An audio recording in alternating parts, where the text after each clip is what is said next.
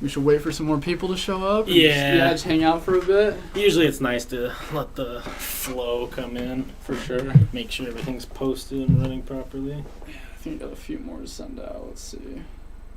There we go. I always like to make sure the audio is. Sounding good, not too. Yeah. Always like to make sure the audio is perfect. That's one of the problems I had before. Like, I could not get the mic right for the life of me. Like, it would either sound like I was, like, just, right up in it, and, like, you could hear my breath and shit, or you just couldn't hear me at all. Audio has been the worst, like, the whole entire worst thing about doing this. Really? I hate it. I'm not an audio engineer. I don't know anything about proper setup. Yeah, no, I feel that. It's been a struggle. I mean, you've got some experience now, though. Yeah, definitely. A lot of troubleshooting. Yeah. A lot of time spent in here going back and forth from sitting here to the computer, testing the mic, listening to how it sounds. Yeah, that's for sure. That's for sure. It's tough. What's up, William? What's up, B-Bert? What's up, Bieber? But yeah, it's fun, though, at the same time, because, once you get that crisp audio that you want, and it sounds good and there's no other weird interference, you're just yes. Finally, fuck. Nailed it. But it's definitely a process. Oh, that's for sure. Yeah. Yeah, I'm glad you know what you're doing, because, I'd be sitting here for days just trying to get the mic right. And I remember our first, 2-3 months, we were running, programs where they would, duplicate our audio just on random days. We had a running joke where we would do a 3-hour podcast, leave, come back, and everything's different. And we don't do anything different. All the audio sounds different. There's layers and whatnot.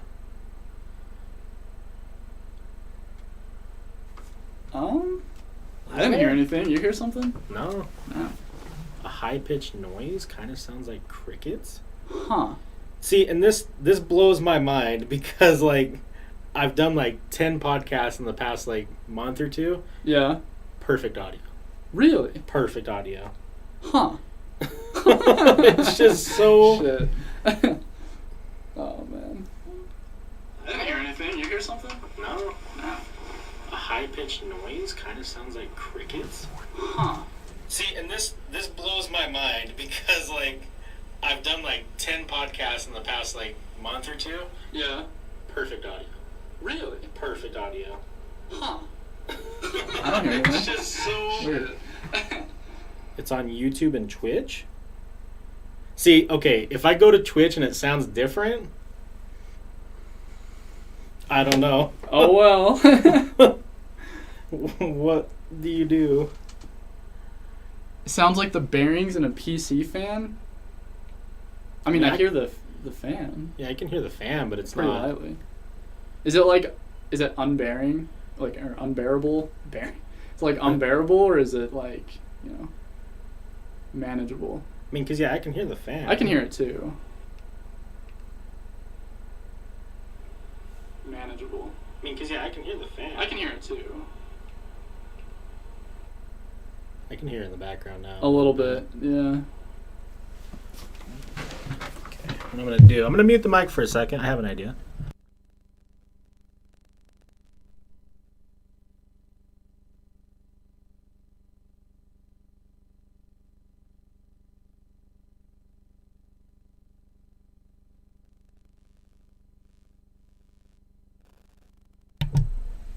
It's picking up what's coming from the fan, and if I lower the gain, okay, I see what you're saying. They'll still be able to hear us just fine, but maybe the background noise will dissipate a little bit. Okay. Is it a fan you can turn off? No, it's from the PC. Yeah. See what I mean, though? Yeah. Just out of nowhere, non-joking, it just, now the audio is not good. Just blows my mind. It's just a gamble every time? Kinda. Damn. But we can talk. I'm going to do a couple things while we get the show rolling that might fix the problem. Let's see.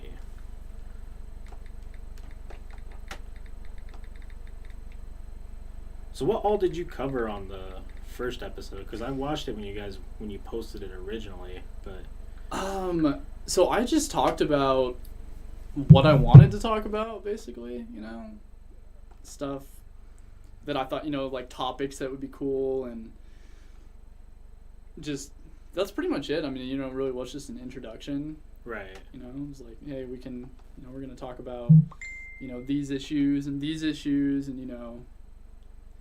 my views on certain things. But that's pretty much all it was. I don't even remember how long it was. I don't think it was that long, like 20 minutes, 25 minutes, something like that. And I thought it was decent, but like I needed to, I don't know, I tried to stick with it. I just couldn't do it. I'd sit there and I couldn't talk to myself. Like it was so weird. It's definitely difficult without having someone there to be like, to fill that dead space. Yeah. Because, I mean, unless you wanted to do a lot of editing. Ugh, negative. And editing, yeah. Editing for me is probably just as bad as audio issues. Yeah. Let me know if that fixed it. I put a noise suppression filter on the mic or on the program itself, so that might also cancel out some of the back noise. If not, if it's bearable, I can work on it after. For sure. Oh, it's fixed. Good job, bro. Hell yeah. That's what I'm saying. But yeah, I think that podcasting is a lot of fun. I've always wanted to do it, man. I've wanted to do it for so long, but I just, I tried it with my best friend, my roommate. We tried to sit there and we tried to do it one night. Actually, multiple times. Same thing. We were just like, okay, so... And I think I should have done it live, because then, I can talk to you guys. It seems a bit more alive, It's not me in a room talking to a mic and then... I think that the people who are able to do that have just a weird mindset. Yeah. Where I don't know if it's that they're lonely and they just want someone to talk to and they just are able to communicate. Or even the guys who used to like play video games and like commentate over them. Yeah. And they would do it for just hours. Oh, yeah. Just hours now. I mean, they'll do like a 6-hour long playthrough. Yeah. And just... Because I even catch myself if I do like a game playthrough. I'll be 2 hours in, and then I'm just listening to the game. I'm like, oh fuck, people were watching. Like, I need to talk to someone. Oh man. What do you talk about? I talk about all kinds of things. I've got some very strong and divisive opinions on things that some people seem to appreciate and some people seem to not like so much.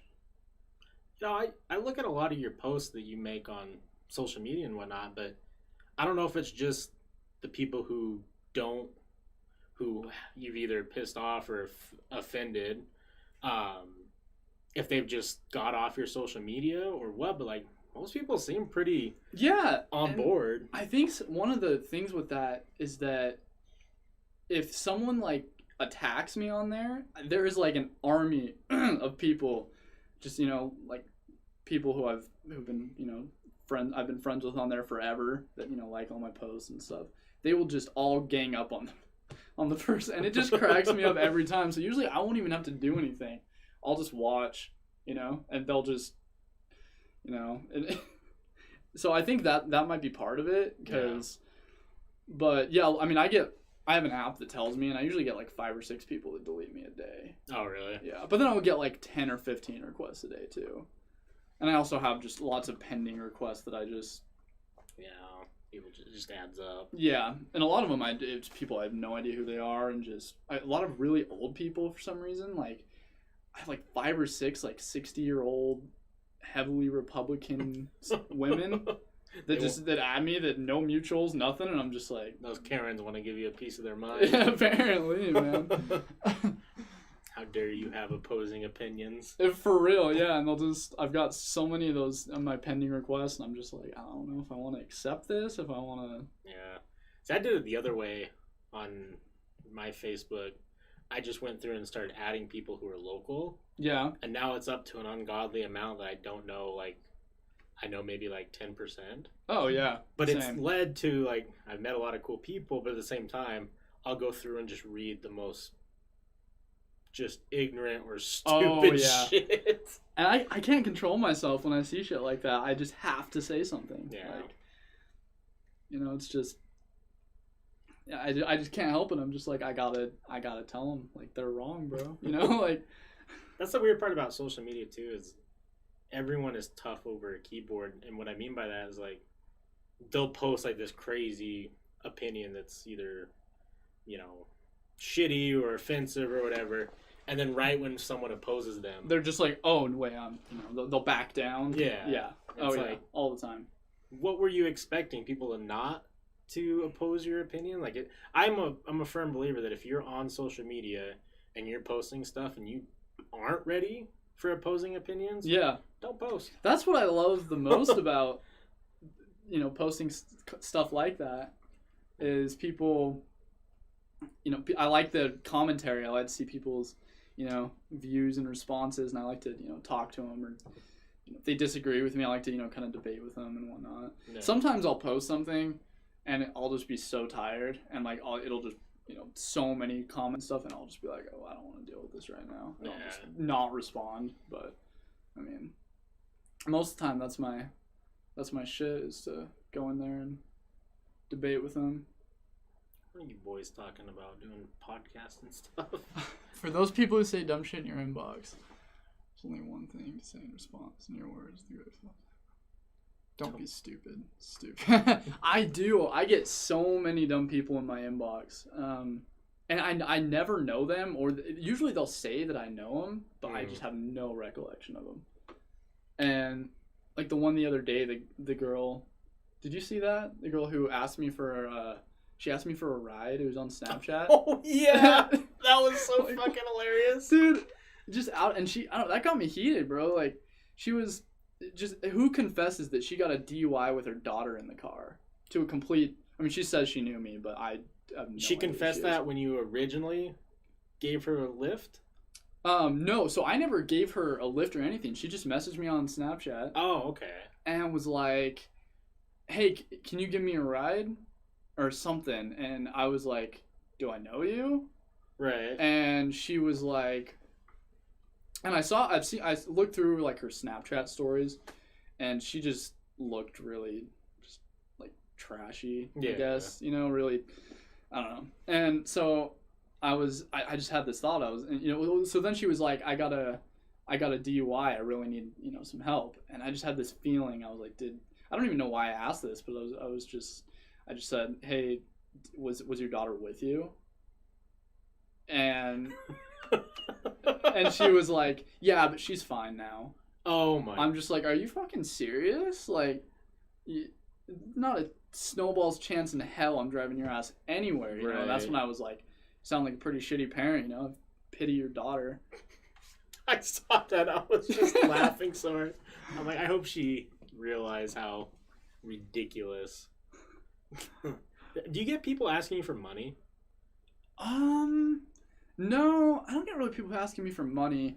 There's been a few times people be like, hey man, you know, is there any way you could spot me like $30? I'll pay you back like on Friday when I get paid. No. I'm like, no. No, absolutely not. No.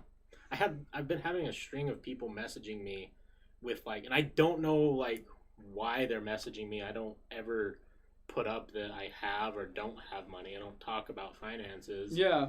So I don't know why, but like it's like this long sob story about how I can't remember the one the other day. The sob stories. Yeah, it was something like I have 2 kids and we just got kicked out and the man in my life was abusive towards the kids, and like this whole entire long sob story, and then it ends with like, I really need money to stay at a hotel. And I'm like, you must be in a low spot in your life, or just don't give a shit. If you're willing to, I mean, I have way too much pride to ask a stranger for money. You know what I mean? Right. I mean, I guess if that's their only option, I mean, if they're really that desperate, I guess maybe someone would help, but I'm sure there's people who would. I mean, there's people like that are just... I'm in the same boat, though. Like, there's always a way to make money. Oh yeah. Like, yeah, I mean, you could go do DoorDash and make pretty decent money. Yeah. You know, like, so I mean, even if you don't have a car, like, fuck, this Wendy's down here. Yeah. They pay same day now.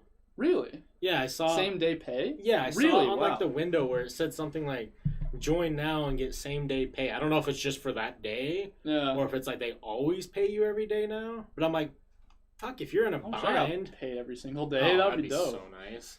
Except, I don't know. I think I'd spend it too fast if that was the case. True. Yeah.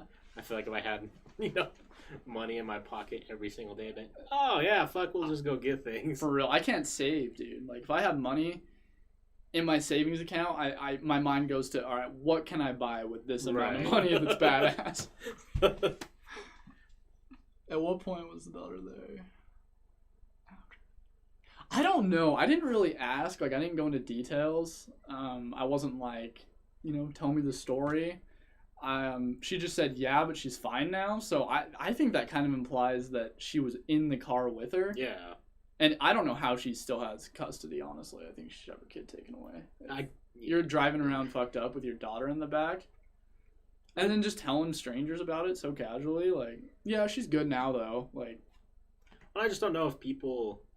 I mean, me personally, I don't have a child, right? So I don't know me neither. The mindset. But if you were to have a kid, you would think, like, well... Because I agree, like, I think parents should still go out and do things that they for find sure. fun. Yeah, they need a life outside their children. They'll go insane. But if you put your kid in shitty situations that you put yourself in, you shouldn't be a parent. Definitely not. No. I mean, that's one of the things, like, if you have a kid, or if you're planning to have a kid, you're going to have to realize that you're going to have to change your whole lifestyle. Yeah. And that's why, like, I'll admit right now, at least for the good future, I'm not willing to, like, change that. Like, I'm good with how it is, I respect that, too, because I think a lot of people don't think about that going in. Yeah, they just, they're like, oh, it's a baby, it's cute, and it's mine, and, like, yeah, I want one. And then they do it, and then they, the reality comes of, like, they're going to have to change so much of their life. And sometimes their entire, like, personality. If you're one of those people whose entire personality is getting drunk at the bar, which I know a few of them. Yep. But nothing wrong with that. I'm just saying, you're not going to be able to do that as much. You're probably not going to be a good parent. No, probably not. Yeah, you're going to have to change your priorities. Can we do a hot take on having kids? Yeah. It's definitely not selfless. It's selfish. Oh, for real. We're so damn overpopulated. And I agree. No, I totally agree. I hate that comment that, like, I don't know if that's a Utah thing. Might be. Because, like, we have a mindset of, there's a layout, right? Like, of Mormons in Utah, you go on your mission, you come back, you start a family, you have kids. So I feel like it's an excuse to make to justify their way of living. Yeah. That having kids is selfless. I think so too. But it's totally selfish. Oh yeah. I don't care what anyone says. You're just making a clone of you because you want one. Yeah. I want like a 21-year-old son. But I don't want the childhood phase. Yeah. Which it sounds weird, but like if I could just like somehow have like a 21 or 22-year-old son that's like young, like, a younger me that's like old enough that I can like hang out with, right, and not just have to clean up after, and I don't know, but I always felt like I just wouldn't be a good dad. I don't think why. I would either. I don't think I don't know. I just feel like I'm not that type of person. Like I'm not very paternal, I always told people that I never really wanted kids in the first place, but like it wasn't necessarily because I didn't like the act of having kids. I just didn't think I would be a good dad because I just don't have that mindset. I grew up as an only child. I don't know how to act or be around kids. Yeah, I feel you that whenever someone's like has a baby, I'm just like, I want to hold him. I'm like, I feel so awkward. Same. I don't know. And I don't think they're cute either. No. I mean, I bet it's different if you have your own. Sure. But I just kind of think they all look the same. Yeah. Like, yeah, you probably don't want to call your own baby ugly. No. I imagine if you have your own, it's totally different because you have that connection with it. But Let's go back to Old West and old times. Like having kids being you. Free labor. Oh man, I bet that was wild back then. Shit like that. I think it'd be interesting if we ever do get to the point of time travel, if that's even something that is possible. I know. I think about that shit all the time. I wouldn't really want to go back and live in any particular. I kind of just want to see. Yeah. Like if I could just spectate, you know. But I feel like I'd fuck something up. Right. You know? I'd just step on the wrong rock and it somehow, and then all of a sudden somehow I've never been born. You know. That would be cool just to be like a, what's the analogy? Fly on the wall for like some circumstances that have gone through history. Like, oh yeah, I'd immediately go back to Jesus' time and just be like, kind of phony shit's going on here. I'm like, I have to see this. Like, I have to see what happened and what didn't. I mean, we can jump right into religion talk. Yeah, I know it's a hot. I can go there all day. Hot topic, like I can go there all day. So why don't we give a background of each other's like religious for sure sides. What's your background on it? I grew up without a religion in my household. So my dad is, I think he was baptized Christian, but didn't ever follow any faith through, like, I think he stopped like going to church at like 8 and then made his own decisions. My mom was baptized Mormon and never, like, she stopped going to church when she was in her teens. Right. And I don't know like what the personal reasons were. I'm sure they have theirs. Yeah. But my parents, it was confusing when I was a kid, but as I'm older, I really appreciated it. They never pressured me to do anything religiously. Mine didn't either. They also like gave me the support. Like if they're like, if you want to go to church, you can go. Yeah. If you want to do this or that or this or that, you can go. But we're gonna leave that up to you. We're not gonna be like sway you one way or the other. I respect that for sure. That's kind of how mine were too. I mean, my mom was LDS, not like hardcore, and my dad was Buddhist. So I went to both. I went to the Buddhist temple like one Sunday, and then the next I go to my mom's Mormon church. And then, as I got older, and then after my dad died, I only went to the, church, and they had me baptized and stuff. But then, I started just to ask questions, and then something happened where I was pretty young, but I was in like a Sunday school, or one of the classes they do for like the kids, and one of the teachers mentioned, he's like, Jesus is gonna come back in our lifetime, and everyone's gonna die, the world's gonna burn, like people, and I remember that scared the shit out of me as a kid at that age, and I'm still spiteful about that. Like, I feel like you should not teach that to like kids, Absolutely not. No. And so then I started asking more and more questions, and I'd ask them questions and they wouldn't know the answer, or they'd try to shush me. Like, they'd be like, oh, don't worry about that. Just have faith. Right. And so I just, and my mom told me, she's like, I knew you weren't ever going to be religious. She's like, when you were a little kid, I knew you weren't going to be religious.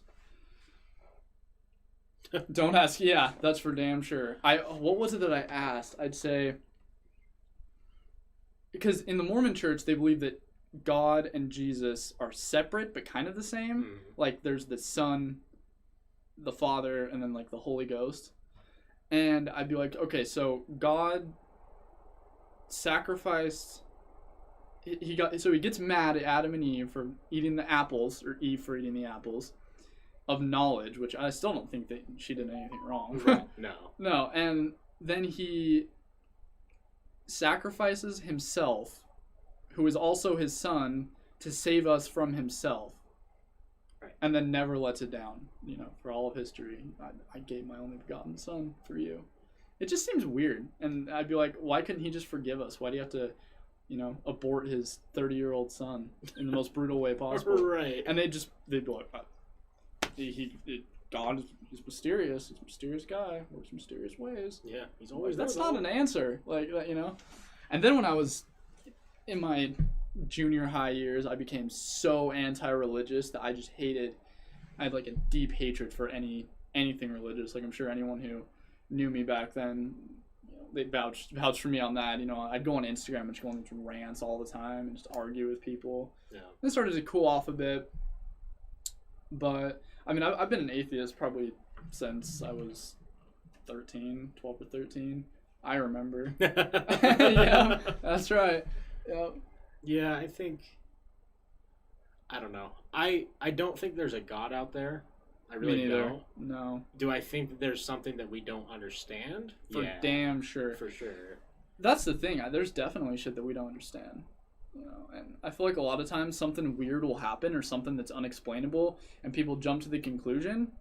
Like, let's say we hear footsteps in here and we're the only ones in here. Some people would be like, oh, it's a ghost. I know that they died in this room. Right. They were 12 years old and they died in a fire in 1965. It's like, how do you know that, man? Like, that's such a jump to a conclusion. I feel like there's nothing. I feel like the most intelligent thing to say if something weird happens is, I don't know. Yeah. I really don't know, and you don't either. Anyone who says they do is lying. I really think that, especially from the religious standpoint, is people have to take weird circumstances, try and put the religious twist on it so it justifies their mindset. Oh, totally. Like right now, I saw this post that was like, well, what did it say? Something. It was about coronavirus, and it was like, everyone in this nursing home died from it, but my grandmother survived, so I thank you, Jesus. It's like, okay, what about all the people who he just killed? Yeah. Like what? Or a fire will happen and everyone in the house dies, but a Bible is left untouched somehow, and they're like, it's a miracle. It's like, yeah, except for the the people who died. Yeah, the barbecued corpses. But thank God your book's okay. You know what pisses me off, like beyond belief? What? Is like when some person goes in for surgery, right? Yeah. And it's like this crazy, scary surgery, and it's successful. And the first thing they do is like, oh, thank God. How about the motherfuckers in that room? Every time that gets me heated. They've been studying their whole life to perform this surgery to save your fucking life. And the first thing you do is try and justify your brainwash. That shit gets me heated because it's like all these people who have years and years of student loans and medical training and spend a quarter of their life trying to get to this point, and they did something as crazy and like amazing as saving your life, and you come out of it and you're like, oh, thank you, Jesus. God did this. That gets me heated. God's will. Yeah. There's a reason. There's a reason why most doctors aren't religious. Yeah. As well, because it's true. Once you actually go through and do some studying, you're like, okay. Yeah, and like the Mormon Church is so obviously a fraud. Wait, what? I mean, the Garden of Eden was definitely in Missouri. Yeah, it's definitely in Missouri. That's the thing. So much of it can be disproved. Like I think I could be wrong on this, but I think part of the Book of Mormon, or maybe it's the Pearl and Great Price or Doctrine and Covenants, one of the Mormon scriptures says something about like elephants in the U.S. back in like. Maybe it wasn't elephants. It was some animal, and like a bunch of scientists and researchers are like that. We have scientific evidence that never happened. Right. The Jews were never here. Yeah. That it's just made up. Yeah.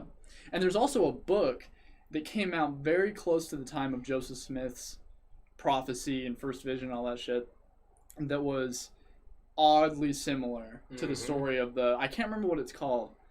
I'll have to find the name of it. But a lot of the early stuff from Joseph Smith, so I've done a lot of research myself because it's just, we live in the culture. We have to know about it. Otherwise, we're going to be left behind. But he was like, his early hustles were like straight up con man stuff. Oh, yeah. He was a con man. He would go and claim that there were artifacts on people's land for him to go try and dig them up. But you have to pay him to have it dug up. And then if he found anything, it was either something that he faked. Oh, yeah. Or it was something that, wasn't shit. Yeah, and nobody saw the golden plates. No. Except him. No. And he used that little glass seer thing. stone. Yeah, and he probably just found that somewhere, and he's like broke off a piece of glasses, and we're like, oh, this will do it. Well, and it's just crazy to me that like, I think that the Mormon religion is so like, I don't hate Mormons. No, me neither. I don't. No. They're great people. Yeah, There's a lot of them are great people. I think the problem is those great people are getting taken advantage of, and they don't want to either look at it in that light, or they're so scared that they'll be ostracized from society because that is programmed into them at such a young age that they just don't. It's not worth them. Yeah. It's not worth it to back out at this point. Yeah, and for a lot of people, I imagine it would be pretty fucking scary to, like, admit or find out or even look into the possibility that everything you believe is bullshit. Yeah. And people ask me that, like, is it? Because I'm a bit of a nihilist too. But people be like, is that depressing? Thinking that this is it. And it's like when you're dead, it's like candlelight goes out. I'm just like, not really. No. Because if in my opinion, when I die, I won't even know I'm dead. No. You'll just be gone. It's like, that's it. I won't even know, So, I agree with you. Is that what that nihilist means? Like that it's just nihilism. Basically the core meaning of nihilism is basically that life has no meaning, and then a lot of definitions tie on that. A nihilist believes that all morals are pointless and everything is pointless. And I don't know if I do think a lot of morals are kind of stupid that people have, but I just don't think there's an inherent meaning. Like, I don't think we're here for a purpose. I don't think anything happens for a reason. Right, I think shit's just random. I think there's shit that we don't know about that is weird. We're definitely gonna have guests on. Oh, that's for damn sure. We share too many similar opinions. Yeah, like we need some. I feel the same way because I just don't like what. Why are we here? Right. It's all for myself, right? Like, and I should have the best time for myself. And that's the core of Satanism, and that's why I've been a follower of it for so long. Just because it's all about, as far as we know, this is it. Yeah. So you want to live it to the fullest. At the end of the day, it's just you. Yeah. So you should, respect yourself. You should, love yourself the most, or not the most, but you should always, think of yourself, and because at the end of the day, it's just you. You know? You could tomorrow. Everyone could die. Yeah. Oh, for sure. Who knows? So with Satanism, like, obviously in media, it's portrayed completely different. Oh, movies, TV, everything. Yeah. What's been the most annoying thing for you, like, being a Satanist and being someone who will, you're telling people that you are, because, like, for a long time it was taboo. Yeah, it was. What's the most annoying part? Just, like, the stigmas, or is it the image? Like, people expect you to be a certain way, but you're not. You know what I think my biggest thing with it is a lot of modern Satanists don't know anything about Satanism. It's like, for example, the Satanic Temple, I support a lot of what they do, but I think they're a political movement, not a religious movement. And they're so popular right now because of all the stuff they're doing. They put up the statue. Yeah. They have all this very pro-choice things, which I agree with all of those, but people think that they're a Satanist just because they're like, oh yeah, I agree with what they're doing. And in reality, it's like, in true Satanism, it's a philosophy and it's a lifestyle, and it's something that you have to study and you have to actually learn about, and it's not just, some people do it just for the aesthetic. And I hate that too. You can dress however you want, like however you want, but don't call yourself a Satanist just because you like the got aesthetic black look. Yeah, just because you wear black and you got paint your face white or whatever. It's just, right. I think that's what bothers me the most. It's rare that I meet another Satanist that actually knows what I'm talking about. Right. And actually, agree. And all the time I argue with Satanists almost as much as I do with Christians. Like, I think I follow more of the Church of Satan over the Satanic Temple, and they're very different. But a lot of times, like the Satanic Temple it's much more about, they're more of a group. They focus more on each other and compassion and stuff, which is fine. But like true Satanism is like it's yourself. Like you focus on yourself, Right. like, and we're it's very much about justice, and you treat people how they treat you. Yeah. Like if someone's an asshole to you, don't be nice to them. Like don't you should be treated with like respect, and if people don't respect that, then you shouldn't treat them with respect. Yeah. Well, and I don't like the whole. Oh, hold on. Someone wants us to comment on there. Sorry, Morton. All religion is just a lot of word of mouth, passed down from village to village, finally written down hundreds of years later, but obviously distorted through time. Absolutely. I agree. Like I've always said, I think the story of Jesus, could he have been a real person? Like, yeah, it's possible, man. But I think what happened is there's probably some dude, and his name could have been Jesus, Lazarus, whatever, Jesus of Lazarus, any of the names. And then I think the stories just got compiled together. Like, have you heard the story of Horus, the Egyptian god? I mean, he was born, I don't remember all of it, but it's very similar to Jesus's. He was born to a carpenter, and he was born to a virgin, or, stuff like he was crucified, like, he had 12 disciples, all this stuff. So I think a lot of the stories just get combined together and becomes a mix of truth and myth and legend. Right. So I agree with you completely. Yeah, I do too. I mean, on top of the fact that in today's day and age, right, for you, like, let's say you wanted to write a book. I've always wanted to. It's You bucket know, listed. Yeah. Are people going to read your book and take it for fact not knowing you? Or are they going to read the book because you are credited?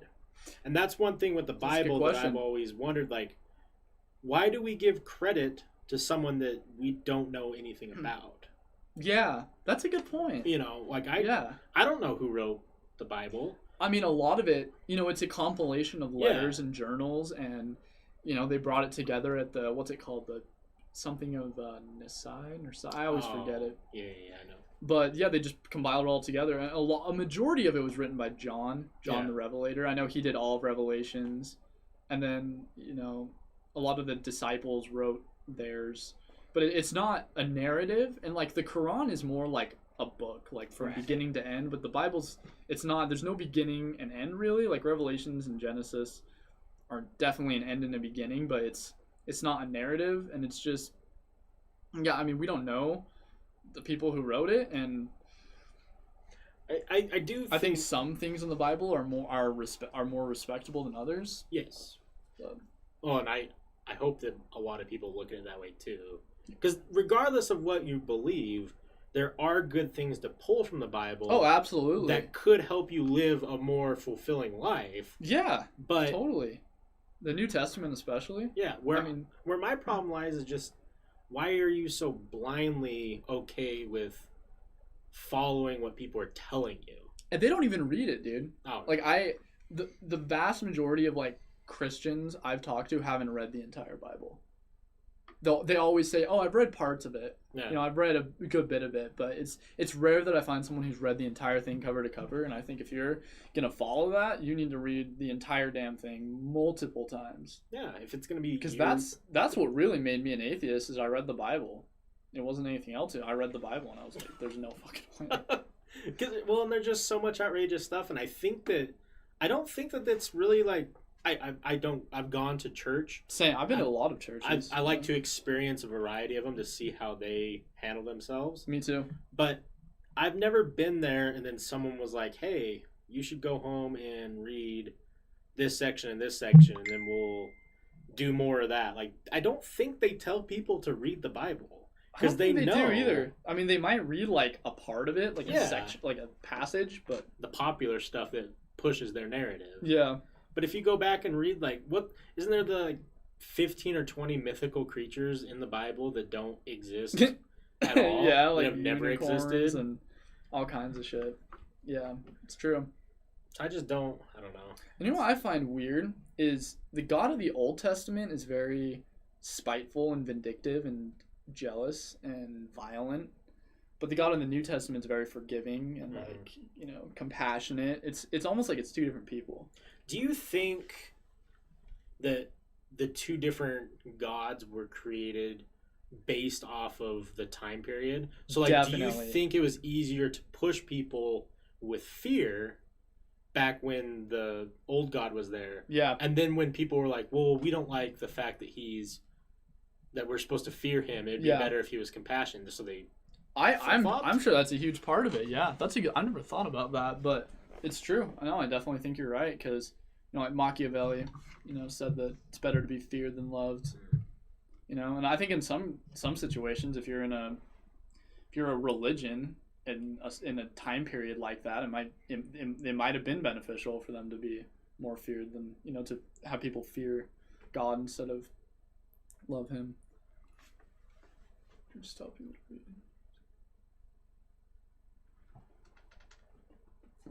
I can't see the far right. We're meant to be educated. Educational, yeah.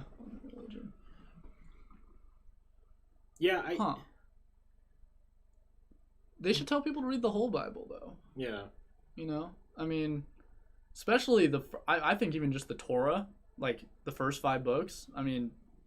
That's what the first time I read Leviticus and Deuteronomy, I was like, what the hell is this? I haven't read that. Yeah, it's a trip, dude. That's where it's all talks about, stoning people and rapes and murders and right. It's crazy. It's crazy. I definitely think that fear. If I were to start a religion or a cult, whatever you want to call it, I feel like the best way to have loyal followers is if they're scared. Oh, for sure. Because they're not going to step out of line because they're so scared. Like, have you met people? I've met people in my life who are like so far in the rabbit hole that they're afraid to step out of it. They're afraid to move a direction. They're afraid to even question because they don't want this afterlife to be ruined for them. And I feel like if I was someone who either wanted to be business savvy or want all this power, just make people afraid. Yeah. They're not going to question it. If they know that if I can pressure them enough to believe that if they go out of line, that they're not only is their normal life going to be ruined, but you're going to be fucked in your afterlife. Of course, people are going to follow you. Oh, definitely. Hey, Dax, sent you a DM. I thought your question for the podcast. What does studying religion do for you? Is it mainly for the objective to see or of self-improvements? I don't know. I don't really know why I've studied it, so much. I think it's just because I find it fascinating. There's so many of them, and there's people. It's something that has been around for ever and will always be around in one way, shape, or form. And some people, I like to see how some people can, bend their entire lifestyle around for this religion. And I like to see like the good parts of each, and I like to see, look into them and be like, okay, I think there might be some truth there. There might be some truth here, but yeah, I just think it's a fascinating topic, and I think it's a good topic to debate too. Yeah, because people are very passionate about it, and I think anything that people are passionate about it's good to. It's enjoyable. It's enjoyable, yeah, because I think there's a lot to gain too. There is a lot to gain, yeah. I think for sure. I think if the question is asked to me as well, like I think at a young age, I was kind of lost being in Utah. For those of you who don't live in Utah, like the culture around here is really interesting. It's not like anywhere else. No. If you're not Mormon, you're you're you can be left out in a lot of circumstances. I was trying to think of a word to use, but it's I don't want to say ostracized because like I was gonna say that, but I was like not quite. Mormons in general are usually pretty like accepting, even if you aren't. No, yeah, they want you there. Yeah, they're cool with you being there. I think for me though, like at a young age, it was trying to find my place because I was definitely I talked shit on religion. I would question everything. I would go at kids in my classes and stuff who brought it up. Same. Telling them how stupid they are. Oh, yeah. And then I realized that it was making me toxic. So I tried studying it to try and figure out, like, fuck, what if I'm wrong? It's true, and we damn well could be. You know? And someone asked me that question one of these nights or whatever. They're like, so what happens if God shows up? Or Jesus comes back? Well, then I guess it happens. Yeah, but what happens if Allah comes down? Yeah. You know, or Zeus, or Yeah. you know, if any of that Ra, happens, then shit. Yeah. What can you do? Yeah, you know what? Hope it's one of the more merciful ones. Do I change my beliefs? I don't know. I guess, right? Because I could see it. But... If that's what I've always said. If someone can prove to me that their religion is true, why wouldn't I follow by it? proof, I don't mean anecdotal stories like, oh, you know, one time I died for 2 minutes and saw God, or none of that. That shit doesn't count. No. Anecdotal stories, there's just too many of them, and everyone has one of some kind, and they can be opposing, and no, those don't count. But if it was actual like evidence, then yeah, sure, change my mind, please do. I've always left that open for people too. Like I'm setting my beliefs as far as like where I'm at now, but they're not closed. Oh yeah, same. Close off. Like I always want to learn more and better myself, and if someone has a point that maybe will make me question how I look at myself and look at the world, I always want to hear it, but it's definitely would take a lot. Damn, he was powerful. True. When you have anime and God on your side, it's fucking too much. I don't think I've seen that. I mean, some like little fucking like 8-year-old kid, and he has like a broomstick, and he screams like, "I have the power of anime and God on my side," and like does like a pose with the stick like it's a sword, and then screams. Oh shit! It's fucking. It's one of those. Maybe I have seen that. Yeah, I've seen so many damn videos, I lose track of them. But I think I don't know. We were talking about this earlier. I feel like faith is taught. I don't think faith is a human. Oh no. Emotion or I don't think so either. But I do think that it's in human nature for us to believe in something. I don't know if that's just the desire to need more for life.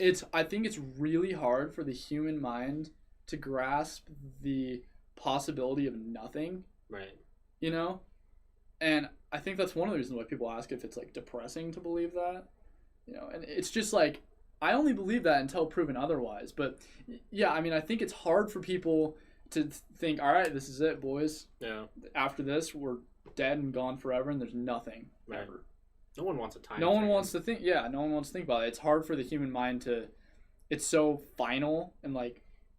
That's it. Like I think that's just hard for people to grasp. So I definitely agree with you for sure. I think more people would enjoy their lives if they did grasp that concept. Oh, I think so. Yeah, I mean, I feel like I'm much less miserable than so many people. Right. What do you guys think is the Mormon perception of Jesus? I rarely show up at my parents' church. Whenever I do, I still laugh at the pictures of white. Yeah, that's a miracle within itself. A white guy in the Middle East. Yeah, I mean, obviously. The best was when the Mormon Church put up Obi-Wan Kenobi's picture. Oh my god! Because they thought that was a picture of Jesus. They're not wrong. I mean, yeah. He is the goat. He is. But I'd pray to him. I don't know the whole. Yeah, exactly. He knows what's up. Yeah, Obi-Wan is the man. Oh yeah.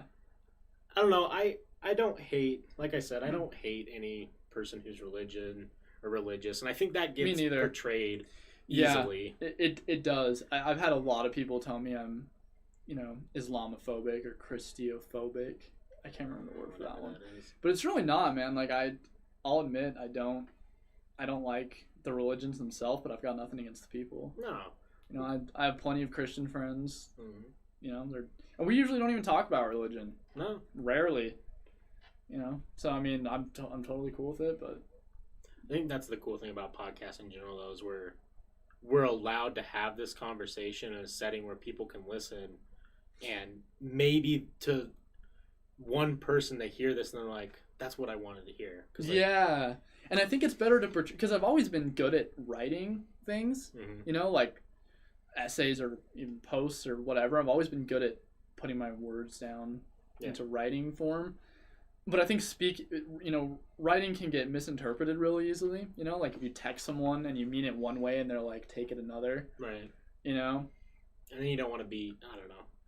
I think emotes are whack sometimes. Oh, for sure. But I even catch myself, like if I say something and I reread it and I feel like it could come off as like dickish or rude, I'll just put like a smiley face. Yeah. Because like it, you know, I just think it's weird that in 2020 or 2010, whenever emotes became really popular, Yeah. like we're going back to how Egyptians used to do This their writing and stuff. Their hieroglyphics. And Yeah. whatnot. I mean, I guess it's a way to show emotion. Yeah. I mean, I think sometimes, like, if I'm trying to get the point across that I'm serious about something, I won't use an emote. Yeah.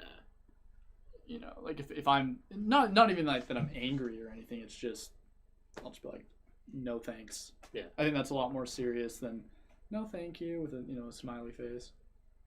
Poggers, man, is religious doctrine. God damn it. Shit. The PogChamp is our next Lord and Savior. Yeah, I don't know. And I always, whenever I talk about religion with people, because it's rare to find someone who has similar opinions. So usually, like, the discussion goes to a negative way. Yeah. Because people want to argue, and then they get offended. Like, I don't ever try and say stuff to be offensive. It's just more, how are we supposed to have a serious conversation without bringing up flaws? Agreed. Yeah. Sometimes, we talked about this earlier, but sometimes I'll say things like that I agree with, but I'll say them to the extreme just because it gets people's passion going. And that's when they show their true knowledge of a subject, is when they're passionate, But yeah, usually I don't, say something just with the sole intention of, like, being offensive. Yeah, it's just that one guy that I just want to, offend. Like, that's not, no. Although I do sometimes get a kick out of it. Yeah, I get a kick out of rustling the internet's jimmies. Oh, that's for sure. Shit. It's so easy to do now. Well, because I don't know about you, but I don't take anything super serious. I don't either. It's really hard to... Like, I'll have serious discussions or debates, and, like, the passion might be there, but there's not anything in my life where I would be, like, ready to throw hands over, with, like, a discussion or an argument. Like, I think the only thing I am just I'm passionate about to the death is censorship. Like, if someone is pro censorship, I just lose my shit. Are there people? There's a few people who would prefer to have things censored and shit. And oh man, I can't handle that. So I value freedom of speech more than anything else. So to what extent would someone want? Because, like, the only thing that I can understand censorship for is, like, I don't even know if I have a good example. I guess, like, well, I don't know. Yeah, I'm trying to think of this one. I got in an argument with this one lady about it. I'm trying to think of what it was about. But it gets complicated sometimes because, okay, businesses, like, let's say YouTube, for example, should they have the right to censor stuff on their platform? Because then it comes down to the debate of, like, it's their right because they own it, but at the same time, freedom of speech, you should be able to say whatever you want. So, okay, I don't even know how to. I don't know how to feel about that one because I agree with both. Like, I think if you own something, you should have all the say, but at the same time, I think you should be able to say whatever the hell you want. Yeah, YouTube. I'm sure you're listening since we're streaming. Yep. Tell us what you want. YouTube should have the right to censor on their platform.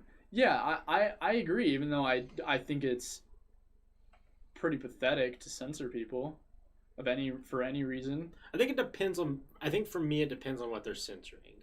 If they're censoring people's opinions, that's bad. Yeah, and whether it's something that, okay, like, let's say I had a platform like YouTube, right?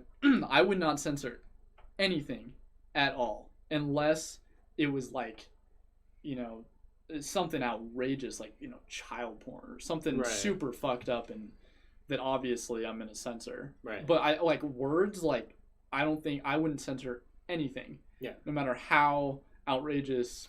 I think, like, for me, censoring, like, if we're using YouTube, for example, YouTube's meant to be a site where people can go and upload their life or whatever. So, like, them not wanting porn on it, cool. Yeah, them not wanting, like, blood or gore or murder, that's fine. Yeah, I agree. I don't like censorship when it comes to, like, people's opinions, because I know that YouTube recently, like Alex Jones. Yeah, they push people off their platform or don't push their video, which is one of the terms they use, because it differs from their opinion. Like right now, I bet you $5, I don't know how much money you guys want to do, that if we say conspiracy like 5 or 10 times, this video won't get any views on YouTube. What the hell? Because conspiracy is one of their trigger words. I've heard they have all kinds of crazy trigger words. Yeah, you're not supposed to talk about conspiracy theories on YouTube anymore.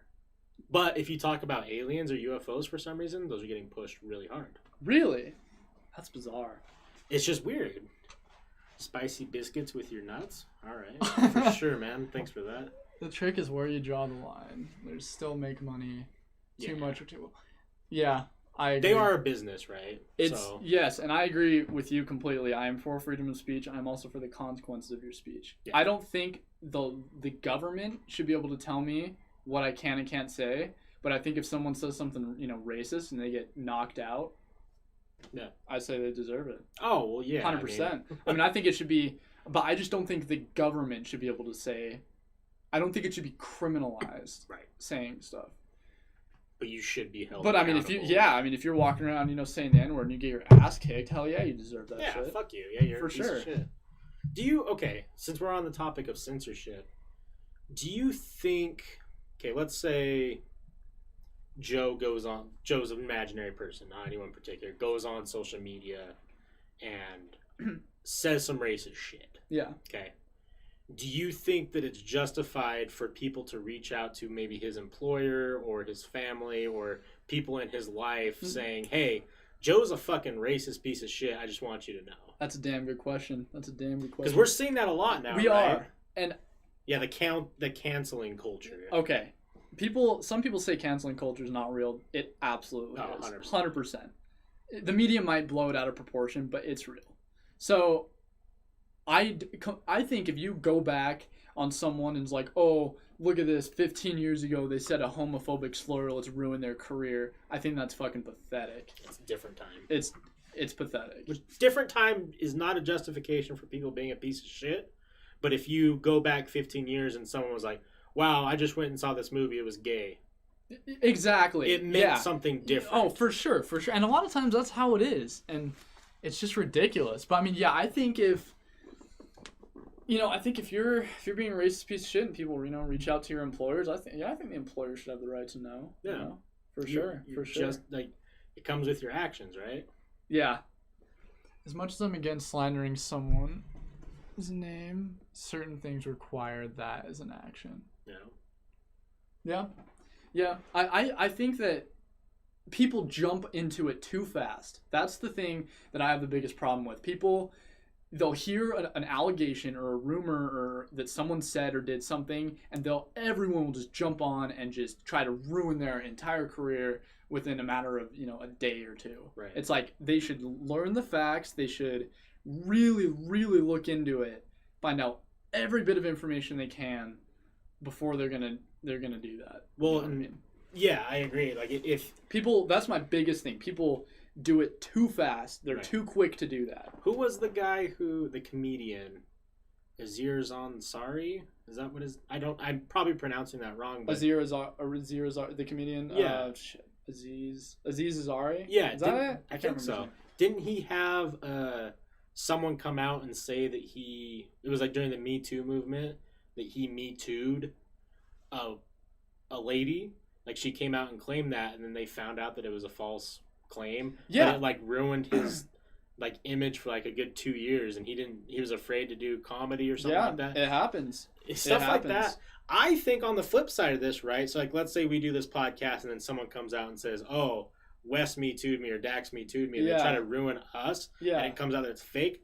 That person should be in a lot of trouble. I agree. Yeah, I totally agree. I mean, I think that any sort of false accusation of any kind should be. One of the saddest stories that I read, are you a sports person at all? Not at all, man. I don't know shit about sports. I don't remember this kid's name, but he was in college. He was a big football star. He was going to be a number one prospect going into pro football or whatever. Yeah. However it works. His junior year or his senior year in college, a lady accused him of sexual abuse. And, like, I don't know if it was, like, a date rape or whatever it was. Yeah. Well, because of that accusation and not proof right away, he lost his scholarship, he lost his prospect spot, he lost every chance of playing in the NFL, and he had to go to court for, like, 2 or 3 years just to find out she was lying because he broke up with her. That's wild. That ruined that insane. kid's whole entire life. Like 21 years of hard work. Because, like, I know, like, I don't talk about sports on podcasts a lot because it's just not entertaining to talk about in my eyes unless it's fighting because I like UFC. But, I can watch UFC. Yeah. But I used to be in athletics a lot, and I know the hard work that these kids put in mentally and physically, and to have that ruined because of someone being vindictive. Like, I hope that lady serves a lot of prison time. Yeah, and I agree with what you're saying. And if you accuse someone of that, then and get them into serious trouble, if you lie, they should face the same I agree. That's what I've always said. I was like, and first of all, people bring this up all the time when this is ever discussed. They say, okay, before you start throwing people who falsely, give false accusations in jail, you should give real offenders harsher sentences. And I totally agree. Yeah. Too many motherfuckers get off with that. Yeah. Way too many. And I mean, I think they should just put them under the prison. You know what I mean? Right. So I agree with that. 6 feet. 100%. Yeah. But it's like, I think if you say that and then you come out later and admit that it's false and you lied or you've proven that you've lied, I think you should serve the same sentence that they serve. Yeah. Absolutely. I mean, it's just... if they serve 5 years, then you should have to serve 5 years. Yeah. And you should have to compensate them. Bryce, whatever his name, the college athlete. Yeah, that was bullshit. Brock Turner should be held. Yeah. That was insane. That one was nuts. Crazy. Every time I see that story, I'm just like, that's just insane. Well, you saw the local one, right? That dude who's in some company who had like 230 files of child porn, and he only got like 8 years? No, it was only like 90 days in jail. Oh, what? Maybe I'm thinking of a different one. No, he had like a big file of child porn, and I think they gave him like 5 months or 6 months at most. Yeah. Oh, that's insane. Yeah. That's insane. And, like, I don't want to, like, get into certain subjects, but he is a rich white guy who, has some power. Yeah. And a lot of people pointed that out as, like, why he was able to get away with something that it's true. In today's eyes is so heinous. Like, it's true. Yes, my name is Dax. Nick. His power with these charges. Yeah, I agree completely. Nick, I saw your comment earlier. He said that that he likes you and wants you on more. Well, this is to give, like, if you're watching this and you're a Topshelfers follower, this is a new show to the Topshelfers, like, shows. Because Topshelfers is no longer just, like, a podcast. It's a platform. It's a platform for more people to come on. Yeah. That's kind of what I'm pushing for. So this is Dax Cast. This is... Yeah, and I've wanted to start a podcast for a long time, but I just couldn't talk to myself. And then I've always wanted to do it, and I'd be like, all right, today's the day. I even made an introduction, but he hit me up not too long ago, maybe like a month ago. Yeah, something so like that. It was the midst of the coronavirus. Yeah. And he was like, hey, man, I want, I think you should be on. I think we should do a, collaboration of sort, a new show. And which is great because he has all the experience with that stuff that I have zero experience on. Yeah, the behind-the-scenes stuff. And one thing I've thought about, and I don't know if you'd be down for this would be pretty wild, but I think at some point I would like to do like a side podcast that's like an investigative journalism podcast. Oh, 200% in. Yeah? 200% in. If we actually, because, you have more of the journalism podcasting abilities, but, since I'm an investigator, like, I feel like we could, like, go investigate, like, a cold case or something. That would be much fun. Yeah. I think that would be cool. On top of starting Dax Cast, if you guys watch Read Between the Wines, which is the book club here on Topshelfers, I am starting a crime podcast with one of Holly, who is one of the main co-hosts on that show. Oh, yeah. So, like, the crime and the investigation and the cold cases and all that type of shit is very enjoyable for me. Oh, for sure. Yeah, I mean, I would love to, investigate some kind of cold case or something, Right. Dude, what if, like, you found one and then you, like, broke it? Dude, that would be like so fucking crazy. That's like my lifelong goal as a private investigator is to crack a cold case. Preferably a missing person for some reason. I find those even more fascinating than like a murder, like an unsolved murder, because you just don't know. Like, well, and with a missing person, how can you just disappear? Yeah. Well, on top of the fact that if it's a missing person, I mean, there's a chance. There's a chance very they're not small, dead. but there's a chance. Yeah, they could have left on their own volition. Yeah. How does that work? Like, is there ramifications of, like, let's say tomorrow you just get up and, like, fuck this. Let's go. I'm going to go to Spain and live my life. Yeah. But then a case gets open here because people thought you got kidnapped or murdered or buried somewhere. If you decide to come back and say, no, I just left, is there a ramification of that? Like, do you get in trouble for money being spent because you didn't tell people? I don't know. I mean, you can go, if you're an adult, you can go missing, you can, like, and that's the thing with a lot of missing persons cases. If it's an adult, a lot of times the police won't take it seriously. Because they could have just left. Because they could have just left. Interesting. Yeah. You can leave freely. You are not free. Yeah, that's very true. Yeah, you can't. Your debts are gonna follow you. Like, you're still gonna have to. I mean, even if you disappear completely, unless you like 100% faked your death, which I think is illegal because pseudocide. Because I think the actual act of it isn't, but if you're doing it for money or to remove debts or life insurance or whatever, that's illegal.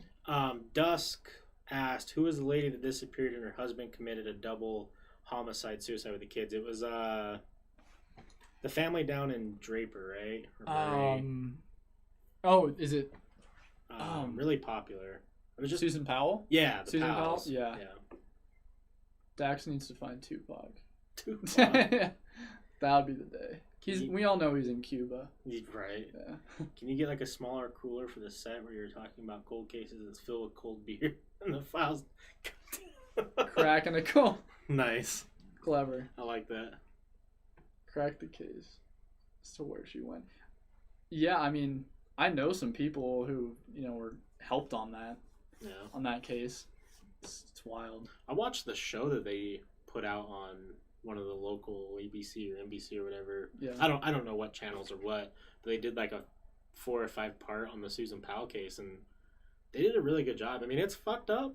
Like, oh yeah, it's wild. When you get into more of I don't remember the guy's name. Oh, I heard he was like a piece of shit though, wasn't he? Yeah. Wasn't he like abusive and? Yeah, there was a lot of pre-existing things that people were like, I don't know. I just remember someone on that show saying that they weren't necessarily surprised that he ended up doing something this crazy because of how much of a piece of shit he was. Oh, yeah.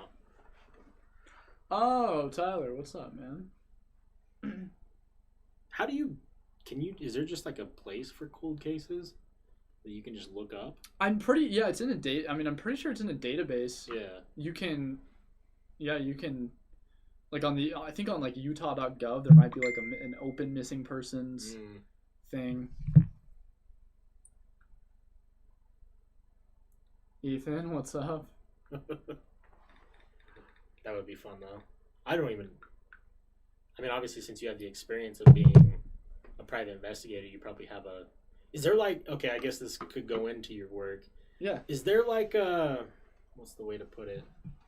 An algorithm, for example, of like, you get a case, right? Or you get told, like, you're going to go follow this person or investigate this something. Is there like a steps that you take every single time to like follow a path, or is it like... So it really depends. So usually what I do the same thing. So I get assigned a case, I get a call being like, hey, I got a case for you, and I'll be like, all right, awesome.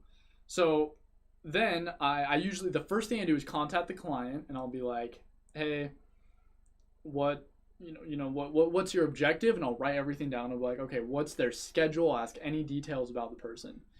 And then we'll usually, I'll usually get info on my subject, workplace, home, associates, family, stuff like that, stuff Right. that I'm gonna need. And then I usually find out, depending on what the client wants. Like let's say this client, let's say it's a lady, and middle-aged lady, and she's like, yeah, I think my husband's cheating on me. Right. I'm gonna watch him closely. And there's certain times, before work. Everyone thinks after work, but before work, after work, weekends, when he says he's going to his friend's house, I follow him around. So, it just really depends on the type of case, but that's usually my step-by-step thing, is contact the client, get their objective, and then, get info on the person I'm. Right. And then I kind of create my own schedule of when I'm going to do it. Right. So. And for those of you who don't know, Dax is a private investigator. Yeah. Which is fucking dope. Yeah. Is there ever a program for a ride-along with private investigator? I get asked that all the time, and honestly, I don't know. Like, I'd have to ask my boss on that, because, like, I don't know if I could, like, bring some... I imagine I probably could. No. I don't know. But I probably couldn't give any names or, like, exact areas. Or even really or, like, what you're doing. addresses. Maybe? Or, yeah, even probably exactly what I'm doing. But I'll have to... Next episode, I'll find out the answer to that one for sure. I know that you were telling me before the podcast that, sometimes it's not as... I can't remember exactly how you worded it, but it's not as exciting as...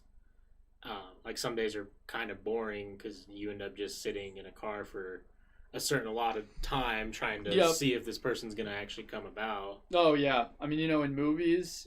And this is what, it was my dream job. I always wanted to be a PI ever since I was a kid. So I'd watch movies like, Chinatown or Inherent Vice, or any of these movies where, these PIs are doing all this cool shit, like this, this damsel walks in and is like, in this smoky office. And it's like, I need you, It's not like that. But sometimes it really is that crazy. Like, I've had, cases where I'm just like, holy shit, I feel like I'm in a movie right now.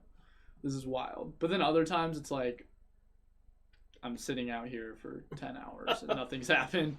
Without giving specific details, because I'm sure that that's against a lot of laws. Yeah. What moment in time, like, because I imagine when you were able to get this job, you were super excited. Oh, like, yeah. Oh my God, this is like my dream. Yeah. What moment when it finally clicked, you're like, oh my God, this is as cool as I wanted it to be? My first missing persons case. Yeah, for sure. Yeah, because I've always been fascinated with that, and that was always, my dream as like a little kid. I was like, I want to investigate like missing persons and shit. And when I got the first one that we had, it was a really big one.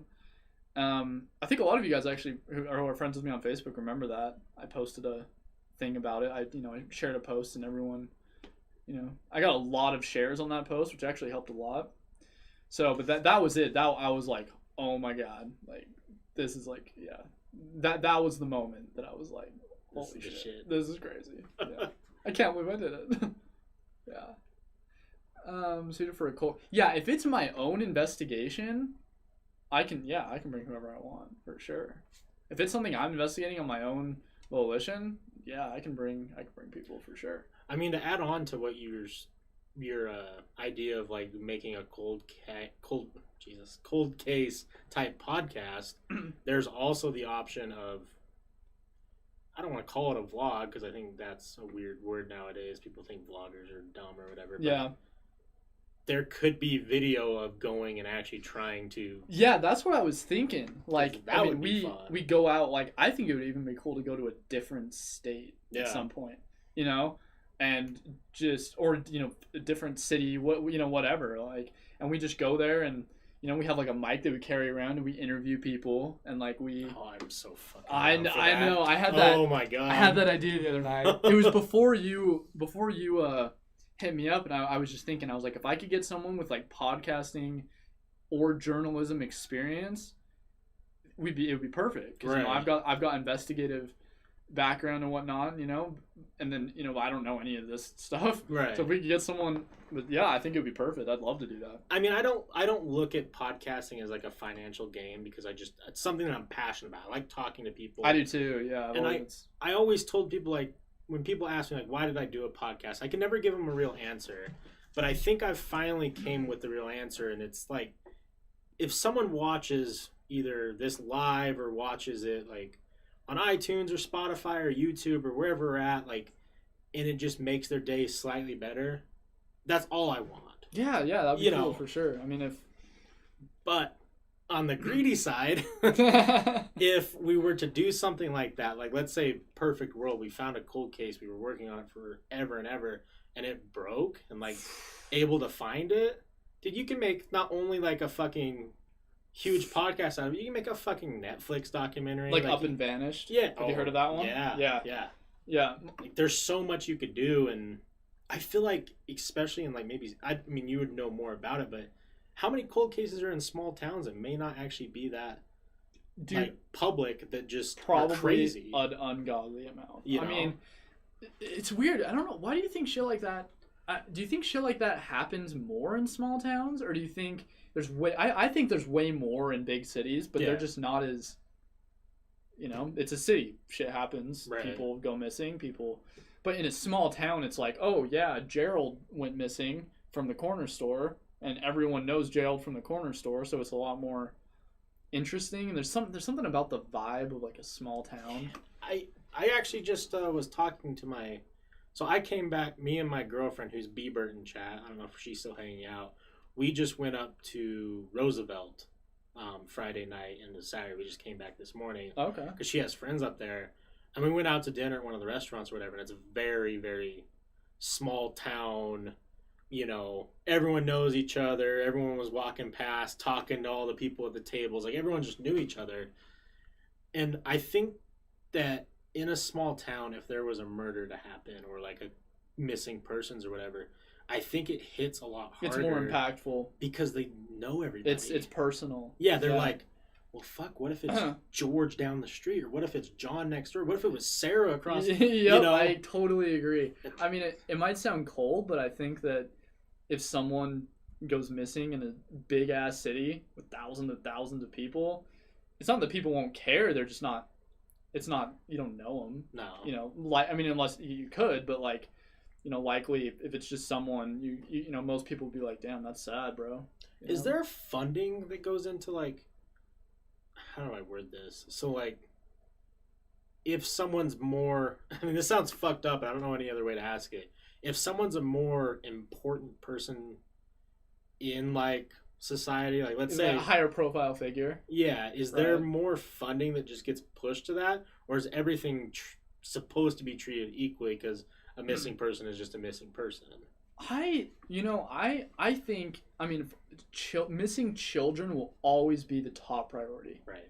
Missing teenagers, a lot of times, I think people assume are just runaways. Mm-hmm. And adults, people are like, fuck, who knows? They can do what they want. But, I mean, it's weird because I've noticed some, like, famous cold cases like Mara Murray just has a shit ton of publicity, and just, I mean, if someone found her, it would be just like, I'm sure there's a huge reward. Oh yeah. I don't know that for sure, but I'm sure, you know, some of them just have huge reward. I'm not sure exactly what determines how, you know, how it is. It's just, yeah, that's a good question. I mean, I imagine if you're like, what's the guy's name? The famous. He was affiliated with the mafia, and he just disappeared. And people kind of assume the mafia took him out. Oh, were they? What's his name? Jimmy Hoffa? Jimmy Hoffa, yeah. He found his body. There's like treasure and crazy rumors around it. Oh, yeah. Small towns, though, my parents have a lot of them, so. Dude, I bet, like, I would love to just go out to some random small town somewhere and just be like, you know... Bro, have you guys seen? Yeah, The Irishman. Yeah, so I was trying to think of the movie where it shows. Yeah, that was so. It was long. Oh yeah. It was like 3.5 hours long. It's way good though. I loved it. That movie sucked me into one of those nights. Have you ever like? Are you a night owl or are you a morning? Dude, I am pretty much nocturnal. Yeah. Like I usually go to bed at like 6 or 7 in the morning. Yeah. And wake up at like 2 to 4 in the afternoon. Right. Yeah, it's ridiculous. I got sucked. Well, I used to be completely nocturnal, but now I work at 6 a.m. Oh. I only work 4 days a week though, which is rad. Bless your soul. But I got sucked in on Irishman one night. Like I started at like 1 in the morning, and I didn't realize it was like 4 fucking hours long. Next thing you know, it was 5 in the morning. It's a good ass movie though. I recommend it. Oh yeah, it's way good. But yeah, no, it's like, and my coworkers, kind of coworkers, I guess associates. Sometimes we work together on stuff, but they call me Counts because I'm the night guy. I do all the night operations and stuff. Do all the stuff at night, and I guess they say I look like a vampire too, so call me Count. But yeah, no, it's, and I've always been that way. I've really bad insomnia, so. And I just prefer, I like doing stuff at night better. Yeah. Like, if I have to wake up for something at like 9 in the morning. Fuck. You're right, they aren't wrong. I know. True that. Oh, man. Was it tough? Like, I've talked to some people with insomnia. Is it fucking miserable, or is it something you kind of can learn to deal with? It's pretty miserable, but like at the same time, I don't know if I'd want to like wake up at 9 in the. I hate being up early. Yeah. Like there's been a few times like I've woken up for no reason at like 7 in the morning, and I'm just like, I don't understand why people like that shit. I don't want to be conscious before like 12. It's just, there's nothing for me before that. Well, and I think too, like the whole entire, I don't know how you word it, but like not stereotype, but like, everyone says like the 9 to 5 is like the dream. I feel like that's subjective, because I personally never wanted to do like, I never wanted to work. I never even wanted to work a job that has set hours. I always wanted to work a job that I could go in and do what I want. That's one of the reasons I love my job. Yeah, it's really unpredictable, and it can be hard to plan things. Right. You kind of, if a client calls you and they need you, like, it doesn't matter what you're doing, you kind of got to go. Right. I think it's a dream scenario, though, too, because at least from my perspective and where I work, it's the same thing over and over and over again. The repetition? Yeah, and like there's troubleshooting and whatnot, and that's the only time that really... Something's different? Yeah. And do you like want stuff to go wrong in a way? Like, are you like just something fuck up so I can...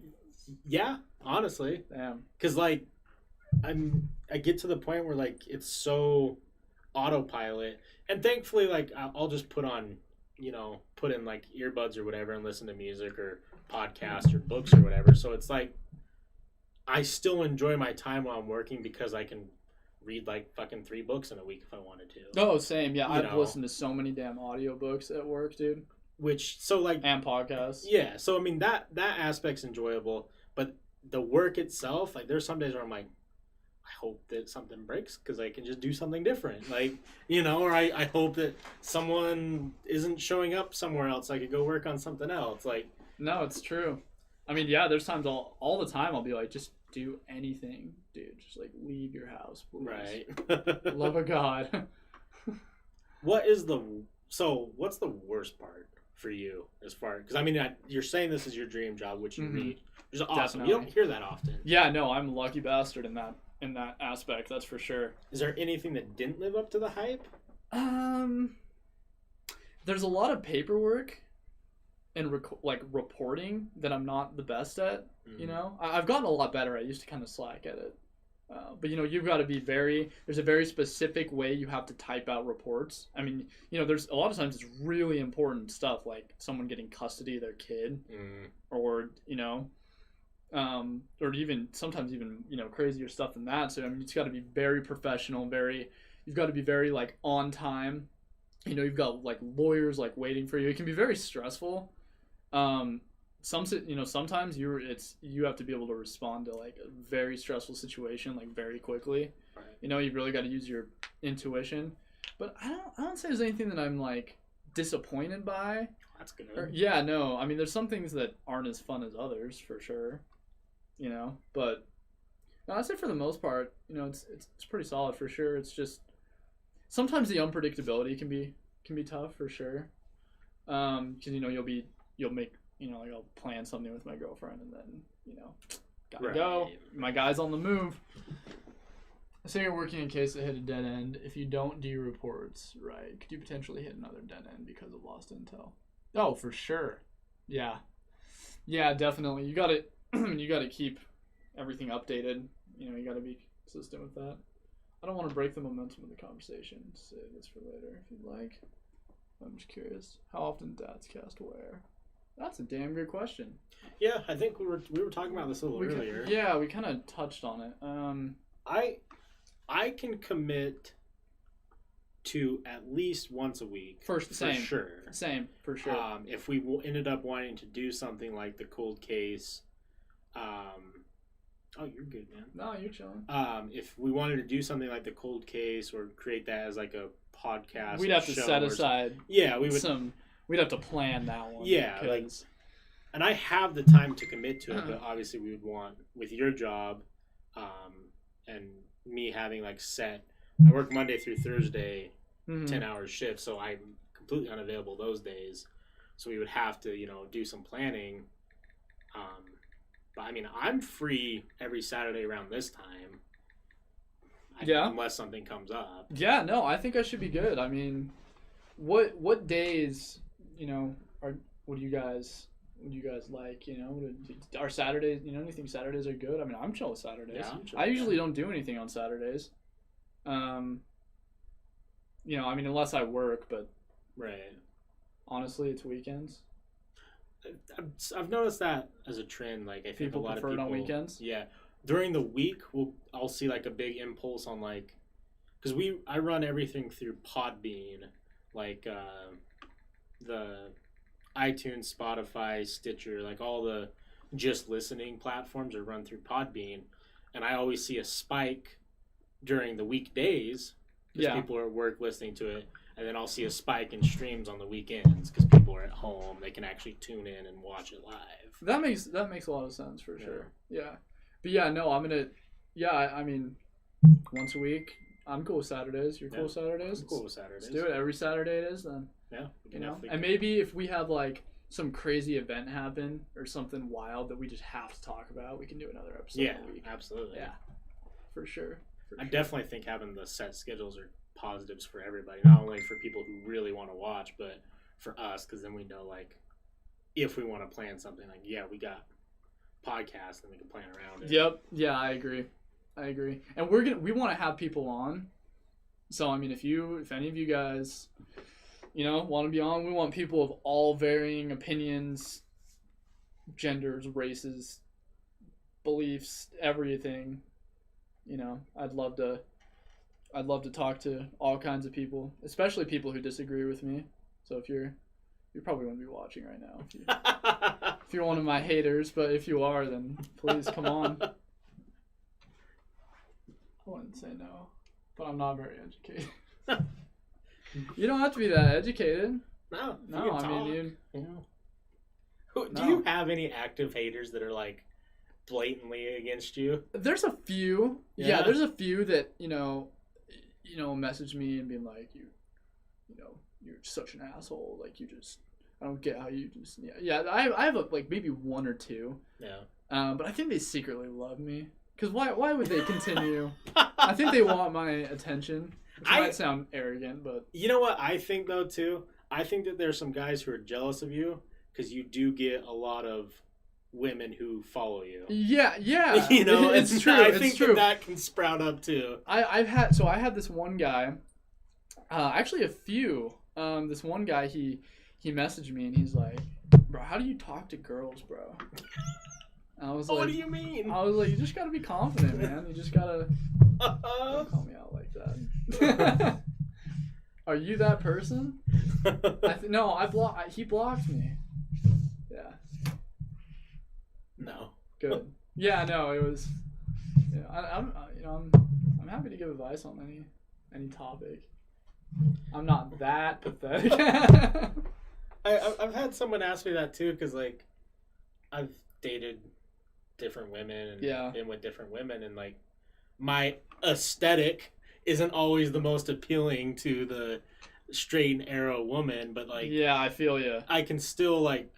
I think that people really forget that like at the end of the day, if you just know how to talk to someone, you can be friends with anybody. Oh yeah, for sure. And if you're looking to like score with women, it's a different outlook. Oh, for sure. But it's all about confidence. Like if you honestly like, and no matter what the situation is or what your intentions are or with what gender it is. You just gotta confidence in being caught. Yeah, I have a hard time with that sometimes. Sometimes I think my ego's a little too high. But yeah, I try to tone it down. Do you guys give dating advice? Do a guys giving guys dating advice? Oh. That'd be pretty great. Yeah, that would be pretty great. That's the biggest tip. If you're just be confident, don't ask desperate. Oh yeah. Just kind of act like you don't really care. Like act like you're busy. Not like so busy that you're like neglecting the person, but just kind of be like, don't put them on a pedestal right away. No. Just be casual about it. Just be like, if they're like, hey, can you hang out tomorrow? Be like, let me check. Right. Maybe. Yeah, I guess I could do like 6 or 7 if you want. Don't be like, oh God, yes, I'll be there. No, that's how you get. That's how you get like 7 feet into the friend zone. Yep, and don't try to guilt them. I see girls screenshot guys' posts. It's been like, why does no girl love me? Like, grow the fuck up. That's gonna make That's like honestly, grow straight the fuck up. That's a great way to Oh, so you wanted to talk about people hitting you up as a PI to see if they're boyfriend or girlfriend. You wanted to talk about that. Yeah, I had to talk about that. So all the time I'll get people message me and be like, hey man, and I think they think because people think I'm their friend when I'm really not for some reason, which sounds cold. Like, it's not that I wouldn't be. Right. It's just they assume we have some level of be confident, not desperate. That's right. But they assume that, they'll assume that we have some level of like connection. It's kind of weird. Like, I don't mind it. It's not a bad thing. Right. But they'll be like, hey man, could you follow my girlfriend around? She said she's going out with her friends, but I don't believe her. I'm like, has she given you any indication that she's being unfaithful? Have you coming home at really weird hours? Is she like buying you a bunch of gifts all of a sudden? Like, and then, that's a huge one. Really? Oh yeah, dude. They're like they're feeling guilt? Oh yeah, they feel like if they make up for it, it's like a subconscious thing. It's like if they do all this thing, it's like it'll kind of push out what they did.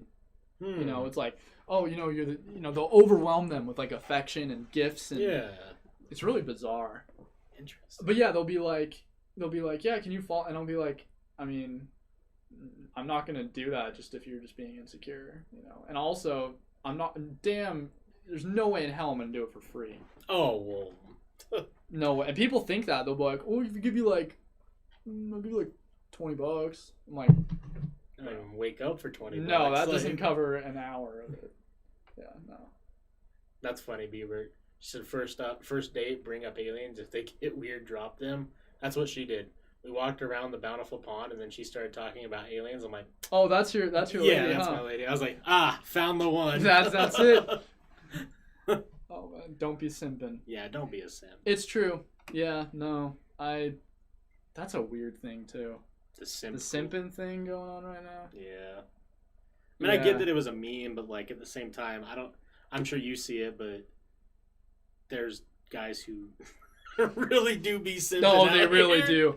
They will just pick me, please. Oh my God. I'll do anything for you, my lady. I feel so. And then they tip their fedora. Yeah, for real. It's just like, have you ever found the person asking to find if the she is cheating is actually the one cheating?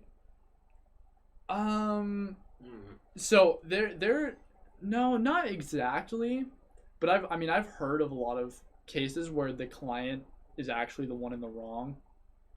Oh. I've had a one case where it was a personal opinion, but I think the client was the one in the wrong and the subject was innocent. It happens. But I've never had that specifically happen where, I don't know why they would do that. Because hiring a private investigator is expensive. So, I don't know why the person would hire me to do that unless they were like wealthy and they were like doing it to just be like, look, I hired a private investigator to find it. Like, why would, as like some kind of cover up or something? I don't know. Maybe if it was like I don't know why they do that. like if they were suing their partner, like splitting. I don't know. Yeah, no, never had that, but you never know, man. It could happen. People are weird. It could definitely happen. Have you had anything that's just completely off the like norm? Like, has anyone ever asked you to do something just completely weird? I had one guy ask me. He added me on Facebook, and he messaged me, and he was like, "Hey, I need you to give me information on this person." And so I always do you got to be very careful who you're doing business with in my industry. Especially if it's a situation like that, because it could be some guy that just wants you to keep tabs on his ex, and he's like super abusive and crazy.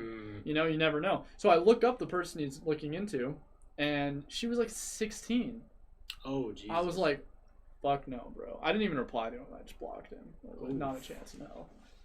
Yeah. That's kind of scary. Oh, yeah. No way I'd do anything on anyone under the age. I mean, unless it was like I was trying to find a missing person under 18. Of course I would. But there's no way I'd do anything like that for anyone. I hope one day you meet another PI following the same guy but hired by the other girl. That would be interesting. I hope one day you meet another PI following the same guy but hired... Phew. That would be a trip. How funny would that be? You just go like, wait, what are you doing here? Wait, but just based off the thing about people who don't cheat, try to project onto the other partner. Try to project onto the other partner. Yeah, It's true. We talking about like just people and human nature in general is always a weird subject. Like, do you think that has being a PI gave you a different outlook on like the populace? Like, oh, for sure, dude. Yeah, I mean, anyone could be doing anything behind closed doors. People you'd never expect. People people could be involved in stuff that you would never guess in a million years. And it's just like, could be the guy that you've, grown up with and known your whole life that's doing something totally shady and is, So yeah, I mean, it definitely makes you question people a lot more. I've always been kind of a paranoid person, but it definitely makes you like question just question people in general more. That's for sure. Another thing people will ask me is they'll be like, "Bro, do you ever like follow around your girlfriend?" I'm like, "What the hell?" I actually talked to her about this today. It's like, no, man. Why the hell would I do that? For one, that's just creepy and weird. That is weird. 2, I'm not insecure. And 3, I'm not gonna work for free for no reason. Like, it's still a job. Like, I'm not gonna go to work for no reason just to.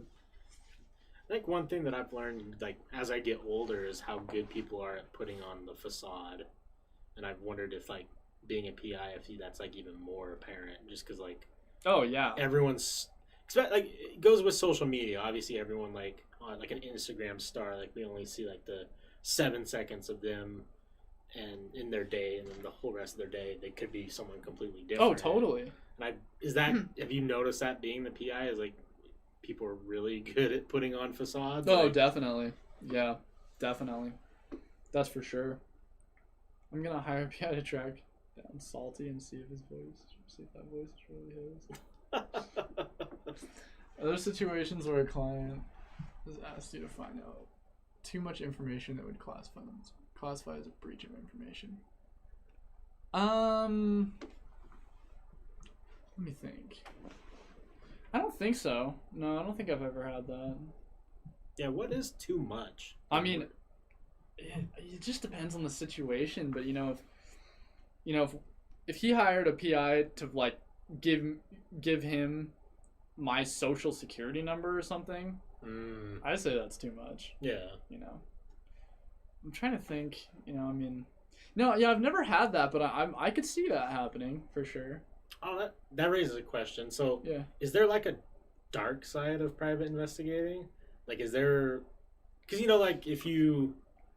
Like in the police world, since that's a hot topic, we won't get into the crazy shit. Yeah, no, maybe someday. Yeah, not maybe. Today. But there's like shady stuff that happens behind the scenes. Obviously, is there like private investigators that will do like shady shit?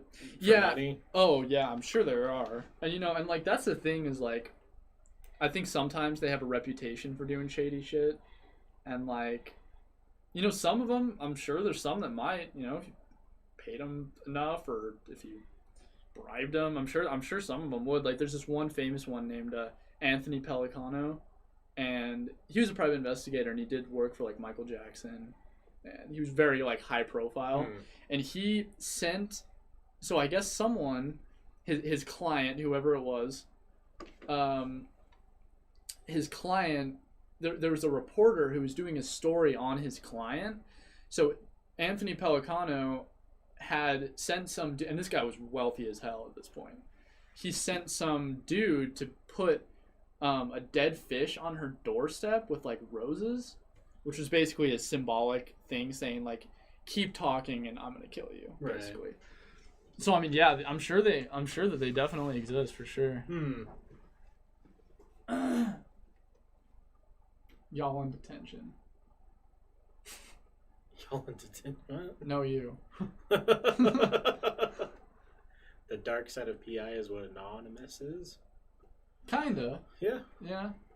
I think Anonymous is what, like, more... They're more activists and... yeah. Yeah. I mean, I don't know how to hack worth shit, so, I mean, that's... I'm not too good with that type of stuff. I'd like to learn, though. I think that would be cool. I think that'd be a cool skill to have, even if you don't use it. Yeah, it would just be a good thing to know. I mean, I'm sure you could put it in a lot of other situations where you could, you know, there's a lot of other situations where you could apply that to. Yeah.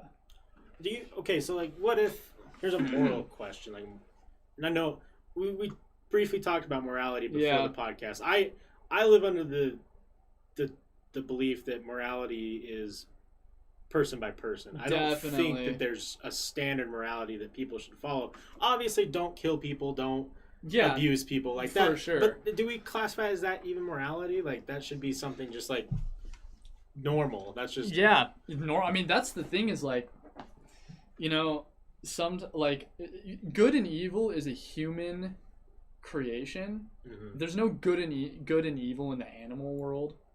Right. You know, like it's a human construct, thing. Right? Yeah. And you know, I do think it's like a person to person thing, you know? And I don't think I'm the most moral person in the world by any means. Yeah, I'm not going to, you know, murder and rape and right. There's certain things that are just obvious. Right. You know? So, I mean, so let me ask you this, like, let's say you get on a case that could potentially involve murder or something on those lines. Is it justified, like, let's say you knew how to hack, would it be justified in your eyes or even in, like, the PI world's eyes to hack, like, someone's social media to find information? Or is that a breach of, like, too personal because social media is now almost more integrated to, like, someone's, like, social security? Like, if you get on my Facebook, you could have almost all my information. Yeah. You know? I mean, that depends. So, like, I mean, I think if that actually happened, I talked to my associates about it and being like, you know, what do I do here? You know, if I'm going to, like, get fired, then no. Right. But, I mean, like, personally, like, what would I think it would be worth it? Mm-hmm. For sure. Yeah, definitely. Yeah, it's definitely. Because I've always wondered, I don't know, social media is such a new thing for us, but we still don't have rules on social media. We don't really have like the long-lasting effects. Yeah, and I agree with you, does, because I mean it would have to be a situation where like it was, you know, I thought someone was in like imminent danger or it was a very imminent situation that there was like no other options, like, you know, there's nothing else we could do, like it's a last resort, you know, like. From my perspective, the Jedi, god damn it. Yeah. Yeah, no, I think the Sith are better for sure. They're all about passion. That's important. Jedi are kind of too passive sometimes. Very vanilla. Yeah. Yeah. No one likes that. Yeah. Sith are like, you know, if I want something, I'm going to get it. That's the spirit, yeah. Kind of in life, I don't think the Sith were necessarily evil. No. Just when they wanted to, like, create a government that no one wanted. Like, that's... Yeah, no, I don't think the Sith itself is an evil idea. I think it's just it would be easier for someone to be, because the Sith is more self, driven. Yeah, like, it's not, peace and balance and shit. It's more like what I want, power, So yeah, I think it would be easier for a Sith to become evil than someone who's meditating all the time, right? But just having, I guess, power is easy to abuse. Oh, for sure. Yeah.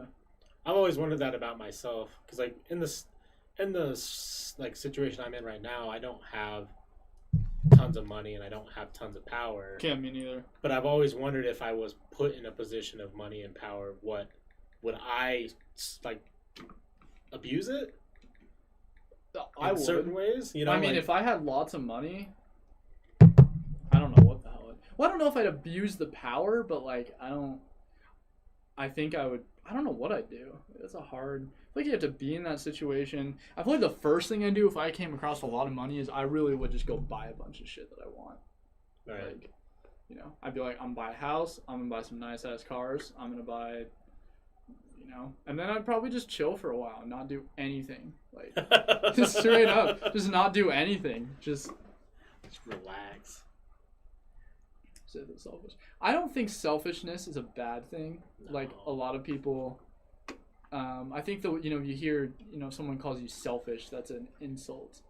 I don't think being selfless is exactly a virtue. I think it's a weakness sometimes. Like, I don't think that you should. That doesn't mean do whatever the hell you want. Fuck anyone who gets in your way. That's not what I mean. I just mean like sometimes people are literally a fucking doormat because of how selfless they are, and they just get pushed around, and like that's no way to live. And right. I think that's a weakness, not a strength. Like, and people bring it out to be like such a great thing, and it's like they're getting stomped on, like doing whatever everyone else says. Like, I don't think that's a strength. I don't think that's a. I think there's only truly some like very little selfless acts. I think people who donate their time for free to help others is selfless. Yeah. But I think that people who work in a job that people look at as selfless isn't, because they're still doing it for financial gain. Oh, for sure. Yeah. Yeah, it's true. I definitely agree. The job might be hard, and the job might be something that needs to be done, and people don't want to do it. But if you're getting paid for something, is that really selfless? It's true. Like, I'll fully admit, like, I'm not one to go volunteer somewhere. Like, it's not. I just like doing my own thing. Like, I'm not. But yeah, I mean, if you're there, I agree. I think a lot of people aren't doing selfless acts to be selfless. I think for the other people, I think they're doing it for their own reputation. Yeah. To show everyone else how selfless they are. Because there's that thing that it's like a virtue. And I really don't understand that. What about people who use their kindness selfless to me? Oh, they're awful. Yeah. That's the pieces of shit. Yeah, I mean. I never understood the selfish insult either, because at the end of the day, right, we could both leave here, right? And we're going to go do vastly different things with the rest of our night. Oh, yeah. But at the end of the day, of everyone's day, we lie down in bed and we go to sleep. Yep. Okay. If you can go to sleep without a problem and like feel comfortable with yourself and happy with your day, who cares if you did something like selfish? Who cares if you did something selfless? Like, yeah, like I agree. I don't understand the selfish insult. Like, if we are just ourselves. Like, I want to take care of myself. Yeah, and I hate when people say, like, when people don't take care of themselves first, and then try and get in like relationships that's my biggest problem. I mean, I think a lot of people don't care enough about themselves and too much about other people. Yeah. A lot of times they care too much about people who don't really matter in the long run. Yeah. Not that they don't matter in general, but just that they don't matter in their life. Right. Like, they're too worried about other people that aren't benefiting them in any way. I kind of wonder too if people who are in those circumstances where they worry about, I don't know, someone in media or like a figure or whatever. Yeah. If they have so many demons that they're afraid to deal with, so they just ignore themselves. Yeah. In a way. It's true. Like, it's possible. There's got to be something. There's got to be some. Yeah. Let's see. What about people? Yeah, I think that's case by case. I'm sure there's some people doing it for selfish reasons. Yeah. Also. Oh yeah, for sure. No, it's definitely case by case. It definitely is case by case. I'm sure there are lots of people who just like doing things for others. No. I'll be honest, I'm not one of them. Empathy is always something I've struggled with, but yeah, I mean, if you want to do, if you're like that, that's great. You know, all power to you. I think there's definitely a dopamine aspect of it, because like I've done some volunteering and I've done some, you know, donating and different things like that, and in my head it was to be a good person, but at the same time it felt really good just for me to do it. Really? So at the same time, like, it was almost selfish, because I was like, that's another thing I've wondered, because a lot of people describe that like feeling of like, they're like, oh, when I do something nice for people, I like get this like good feeling. Like, are you? And this is just something I don't really this whole topic I don't understand too much. But like, is part of the reason why you're doing it for that feeling? For me, yeah, yes, yeah. Like, definitely. Is it actually like, I want to like, you're thinking about the other person the whole time, or is part of it like, oh, I like that feeling? I did. I've done this a couple of years where during Christmas time, I try and find a group of people and we get a family that can't afford a Christmas, and we'll go and get them presents or stuff like through the city or whatever. And yeah, like, to be 100% honest, I mean, I've never really talked about this because I don't talk about donating or volunteering work because I feel like... Well, I think that's more virtuous if you don't. Well, yeah, well, I think that it turns into people, like, who volunteer should get, like, pity from other people who don't. Like, I don't... That's not why I do it. I've never even talked about it on the podcast, I don't think, because I don't care. Like, I do it because I want to do it. But it is, like, it feels fucking good. Yeah. I feel... When I take over bags and bags of gifts and, like, blankets and food and stuff to, you know, the person who's collecting it for the family, I feel fucking great. Really? And it's just, and I can't explain it. It's not that what kind of like feeling is it? Like I accomplished something. Like a satisfied feeling? Yeah. Like a fulfillment? Kind of. Like a sense of fulfillment? Okay. Like it almost feels like, I'm trying to compare it to something. Yeah, people always describe it as like a warm feeling. Yeah. I don't know. I think that, yeah, I don't know about a warm thing. I feel like that's kind of more like a media thing. Really? It feels like I feel happy. Like, I think that's the best way to put it. I know that sounds weird, but like, I know that I was just able to, because of the circumstance I'm in, able to give. I mostly do it because, like, kids. Because I know, like, Christmas to kids who are in bad circumstances can be really a rough time for them. I can imagine, yeah. You know, so it's more along the lines for that. But it's like, it's almost like a mutual thing, right? Because, like, they're going to have a good Christmas. They're going to be able to have these items that they need or want. But at the same time, it's mutual because I'm going to have this feeling of, like, oh, I helped. So it's just a win-win. Yeah. Okay. And I definitely don't think that it's done.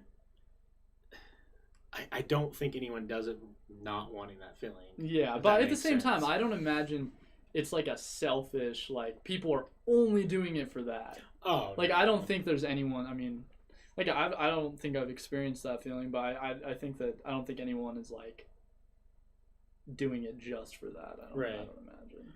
I think the first time I did it, it was almost more like I wanted to do it to show people that I could. Really? And I know that sounds weird, but, like, almost like an image booster in a way. And I know that might sound bad saying it, and as I say it, it kind of sounds bad, but, like, I could do it. It was something that I had the ability to do. Yeah. And, you know, I didn't go flock to social media and be like, oh, look at all this shit.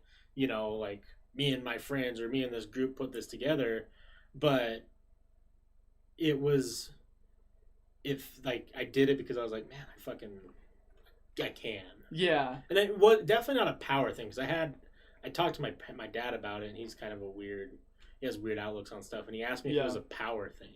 If I did it because I wanted to feel powerful over somebody. And that's interesting. I definitely didn't feel that. I didn't feel like I'm giving these people Christmas and I want that feeling of, like, it's because of me. Right. It was just more of, like, I don't know. That's interesting. It's That's hard a to interesting explain. perspective for sure. It really is hard to explain. As long as you don't broadcast charity work to get yourself out. Yeah, I agree. Yeah. People do that. I've seen people do that. Yeah, definitely. Do you think isn't like points to your good side imagining versus your bad side? I mean, I guess that's one way to put at it, but I don't necessarily, kind of what Dax said, I don't know if I really, how I look at good versus evil. Yeah, I don't same. think that there's really a good versus evil. I am just who I am. I don't think that I'm 80% good and 20% bad. I don't think that. I'm just Yeah, no, I don't think. just me. Yeah, no, I don't think. I think I'm just. I wouldn't say I'm really good nor bad. No. Yeah.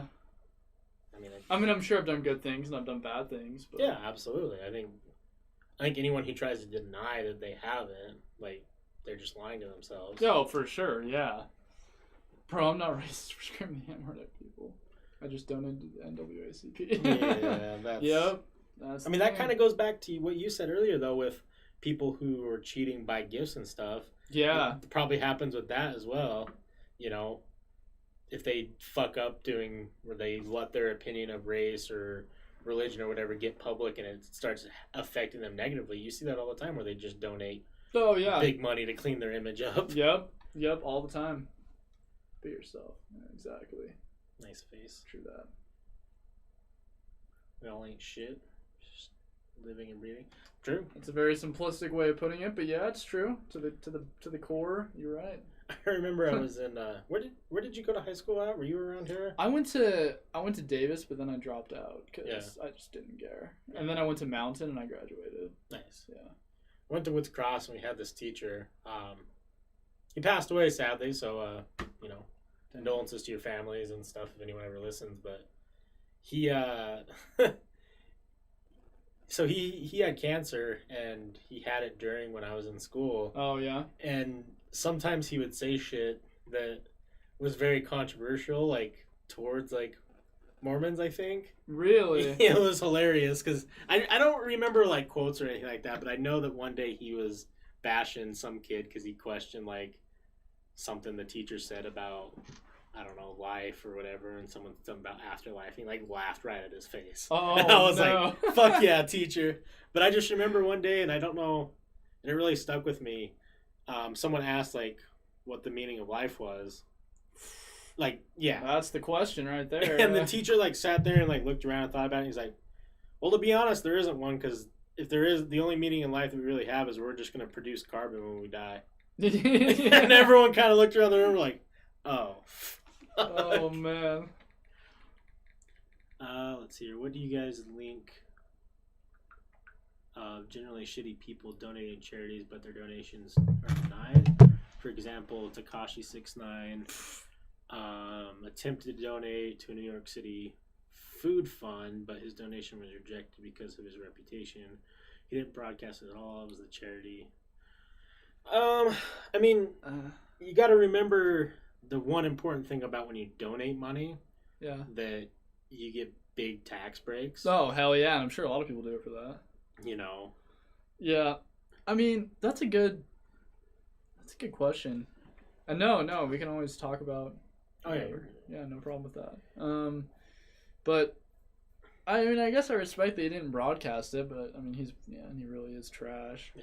I don't know how he has any fans. Like, I have never met someone who was like, man, I really like Tekashi. I've seen a few people on Facebook who are like, yeah, I like some of his songs, but I've never seen someone with like a Tekashi shirt. No. I don't know either, man. Yeah, for real. Like, I listen to rap and hip hop and different things along that variety, but I've never ran into someone who's like, man, listen to Tekashi 69. Like, this is a fucking banger. And I'm like, what? It is? Yeah, all of his songs sound exactly the same. Yeah. I like pretty much everything, like any genre. I'm not huge on like pop. No. Like mainstream, like repetitive pop shit that you hear on top 100. The same 4 chords on every single song. Yeah. Or country. Yeah. I don't like country. I can respect like Johnny Cash and Willie Nelson, but yeah, I don't do new age country. I don't do country either. Yeah. And I'm really critical of rap. Like I only like very few. Yeah. I agree with you, but I mean, if it's good, like it's really good, you know. Rap's an interesting one too because I like stuff that has meaning behind it. Yeah, I like very lyrical. I mean, don't get me wrong. Like, there's definitely like club bangers that you put it on, you're like, oh fuck yeah, whatever. It's fun. They have their purpose, but I definitely like my music to have a meaning. Dax, I'd love to show you a whole cool, weird world of rap music. I've heard a lot of rap music, so I'm definitely not naive, or not, that's not the word. I'm definitely not a noob in that genre. But yeah, and show me. I remember you show me shit. Bringing it up on when you did the Topshelfers podcast the one time that because of the clothing aesthetic that you rock, that people expect you to be into like metal and shit all the time. People expect me to be in like black metal. They'll be like, oh dude, you know, do you like, you know, whatever. They'll list off some death metal bands or black metal band. Like, it's all right. Yeah, I like metal, but it's not really what I listen to. Do you have a go-to? Like, if you, I like just in general, or like, yeah, I like dream pop. That's my shit. Like, I can listen to that 24 hours a day, any day. It's like bands like Slow Dive or like Mazzy Star or Cigarettes After Sex. I think I know who Slow Dive is. That sounds familiar. I think they're from the 80s or 90s. It's very like slow and like almost like dreamlike. Yeah. Pretty like euphoric type music. Kinda, yeah. And a lot of people think it's like depressing, but dude says ska music is not dead. Ska will never die in anyone's hearts. It's around forever. Dax only listens to Norwegian black metal and 80s post-punk. Oh yeah, that's it. Nothing else. No other music. Nothing.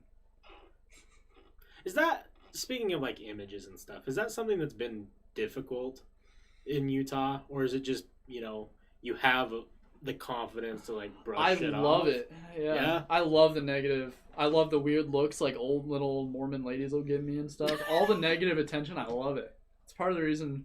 I mean, it's not why I do it. I don't know. This is just, I felt like myself with this look. Yeah. Like all black hair, you know. I wouldn't even consider myself goth. This is just how I've always been, you know. And but yeah, it's just like, I don't know. I kind of love it. I think I do. I just have the confidence for it, you know. Right. And I like I get a kick out of, you know, I'll like walk by like Temple Square and I'll see people be like, like, you know, they're probably like, did you see that guy? He's probably a Satan worshiper, you know. And I'm just like, you know, smirk. Or like, I've had people actually look scared. Really? Like, yeah, I've had a few people be like, come on, and like grab their, you know, kid stroller and move it to the side. I love it. Isn't that sad though that at the end of the day, people, regardless of where you're at or who you are, they'll just judge based off appearance? Oh, for sure, yeah. Instead of taking like the 2 seconds and being like, "Oh, hey, my name's Wes. Nice to meet you." Like, no one does that anymore. Oh, they just no. like see someone who looks different. And they're like, "Ooh." Right, totally. I seem to remember from high school, but I was always judged for how I love being as big as I am and having facial hair and tattoo in high school. I do remember that. Yeah, I remember you definitely looked a lot older than like other people there for sure. I get judged a lot too with the beard and being bigger, which really the bigger thing I get kind of because like I made this joke before and it's totally people got mad, but I hate other fat people. Because it's just like, there's just like a fucking characteristic, like a stereotype of fat people that like a lot of them live, and it sucks. Yeah. Because it gets brought onto me, and I'm like, fuck you guys. Yeah. Like, I'll go run a mile right now outside. I'll probably die, but I could do it. You know? Like, but the beard thing's weird too. That is weird. I don't really grow out facial hair because my girlfriend, she'll call me neckbeard. Goddamn. And it really does. It grows, like, I can grow it all right here, but nothing right here.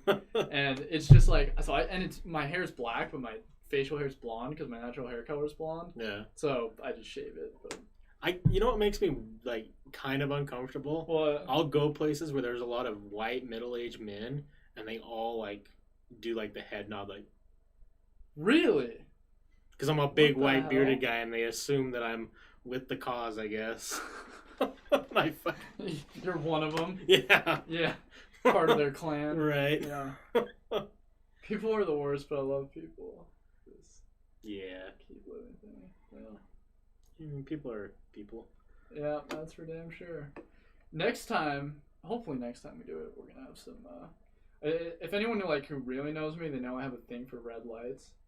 So, like, if anyone's seen my apartment or any of my Snapchats or videos from my apartment, it's just like super red lighting. I don't even turn on any other lights. So we're gonna try to put some of those up in here. I wonder how much string light we would need. Yeah. To make the whole room red and be able to turn the light off. Because that would be rad. Yeah, that would be. I mean, I guess if we did like a top layer and maybe a layer here on these little things. Yeah, I think so. I'll look into it. Yeah, we'll research it. Those LEDs that I have in my room only like 30. Oh, yeah. That okay, yeah. Salty, send me that link again. He found this thing online that's just like, I think it's just USB. Yeah. It was like 300 feet of LED rope. What? Yeah, and it was like $30 or $40. No shit. Yeah. That's wild. Yeah, we could definitely do that too. Maybe if it's a big red light. That would be cool, yeah. I'd also think I think candles are cool. Yeah. Yeah. Oh, we could definitely do a candle on this table. Yeah, for sure. Yeah. All right, cool. That will also be nice too if we. That's one thing that I'm struggling with right now is making each show look different in a way. Yeah. Because I want people to come in and know that this feel the difference between the shows. Yeah. Yeah, that's for sure. But I think lighting would be a real easy one to show. Oh yeah, this is Dax Cast. It's red. Yeah. You know what you're getting into. Exactly. Cold ones, I've seen cold ones. Yeah, they do have cool light setups for sure.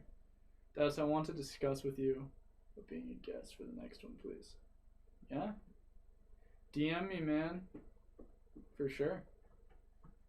And for those of you who are local in Utah, we're just up in Bountiful, so I mean it's not super far out of the way. No. Unless you live in Provo, it's kind of a drive. It's a bit of a I've had to go out there a few times for work, and it's a bit of a trek. You live downtown still, right? Is that what you said? Yeah. Yeah. That's not bad. No, it's probably only 15, 20 minutes. No. From there. I'm just down in Woods Cross, so it's only 5 or nice 6 or 7. I'm not too far away, which is great. Yeah. Because I always feel bad. I had this guest say that he wanted to come on, and we planned a time or whatever, and I usually will come over. Since I live so close, I'll leave at like today I left at 6:45 or whatever. Yeah. And it's only 5-10 minutes away. And I told this kid yeah, I'll be over here at 7. And he lived in it's past Provo. Eagle Mountain or something like that. Eagle, that's a distance. Yeah, I've had to go out there. That's a fucking drive. He drove up here at 3 because he didn't want to he didn't know how long it was gonna take. So he sat outside for 2.5 hours and didn't text me. I was like, "Yo, you can fucking." I got here and I'm like, "Oh, what's up, man?" He's like, "Oh, I'm a little tired. I've been waiting for a while." I'm like, "What do you mean?"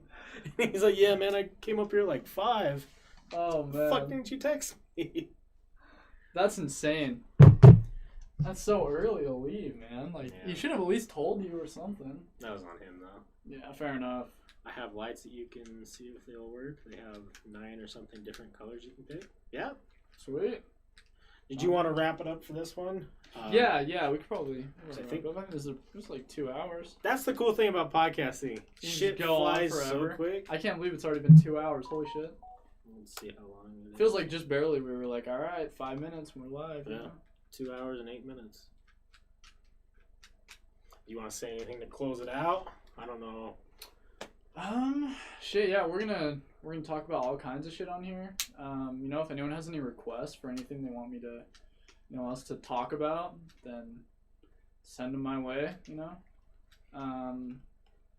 Yeah, I mean, it's gonna be a good time for sure. We got a lot of things to discuss, and we're gonna need a lot of people on here that aren't us too, because we seem to agree. Yeah. We seem to agree on a lot, so. Which is good and bad. Which is good and bad, yeah. I hope that when guests come on, they don't feel like they get berated.